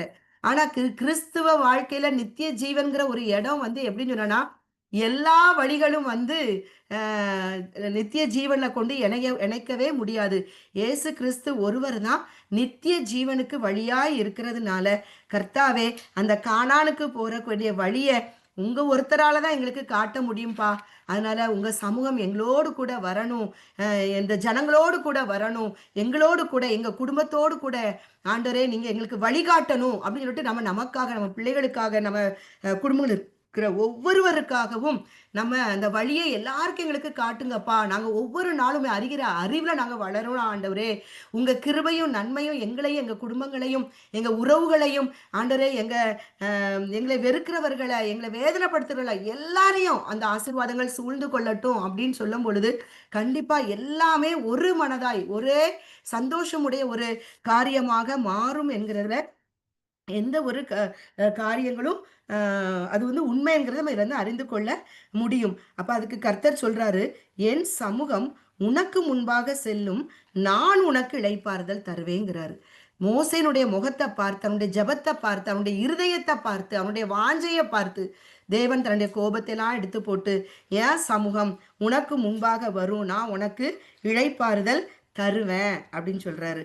ரெண்டாவது அவருடைய சமூகம் நம்ம கூட இருந்தா தான் 16ல நாம வந்து அவருடைய சமூகத்துல உட்கார்ந்து நம்ம வேத தியானிக்கிற காரியமா இருக்கலாம், வேத வாசிப்பு, வேத தியானம், ஜெபம், அவர் சமூகத்துல நம்ம செலவிடுகிற நேரங்கள் அதிகமாகும் பொழுது, நமக்குள்ளாக உள்ளார்ந்த ஒரு ஆவிக்குரிய மனுஷன்ல ஒரு மாற்றத்தை தேவன் தரும் பொழுதுதான் நாம ஒரு விசேஷித்த நபராக, ஒரு கனத்துக்குரிய பாத்திரமாக, ஒரு மகிமைக்குரிய பாத்திரமாக நம்ம மாற முடியும். அப்போ அவருடைய சமூகத்தை நித்தமும் நம்ம என்ன செய்யணும், தேடணும் அப்படின்னு சொல்லிட்டு இதனால தான் வேதம் நமக்கு வலியுறுத்த காரியமாக காணப்படுகிறது.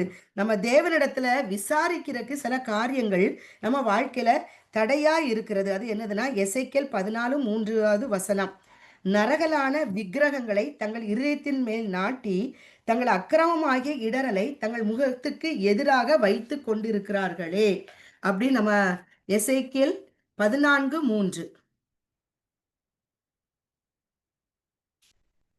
14:3 அதுல வந்து இஸ்ரவேல் மூப்பர் வந்து என்ன செய்றாங்க, எசேக்கியேல்ட்ட வந்து கர்த்தருடைய வார்த்தையை விசாரிக்கும்படி வரும்பொழுது கர்த்தர் சொல்லுகிற காரியங்கள்.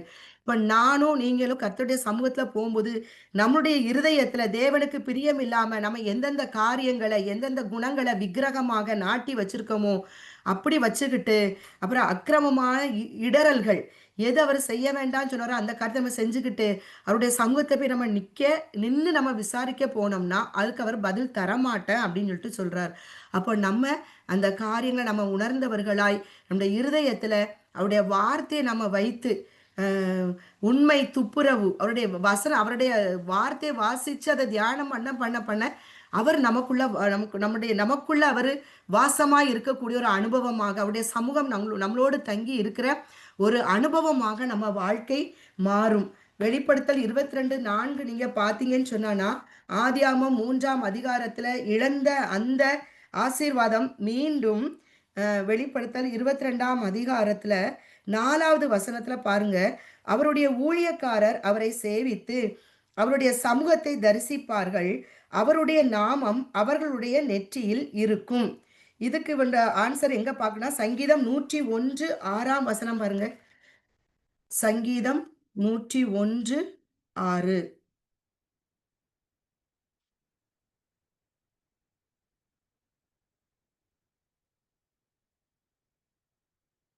தேசத்தில் உண்மையானவர்கள் என்னோடே வாசம் பண்ணும்படி என் கண்கள் அவர்கள் மேல் நோக்கமாயிருக்கும்.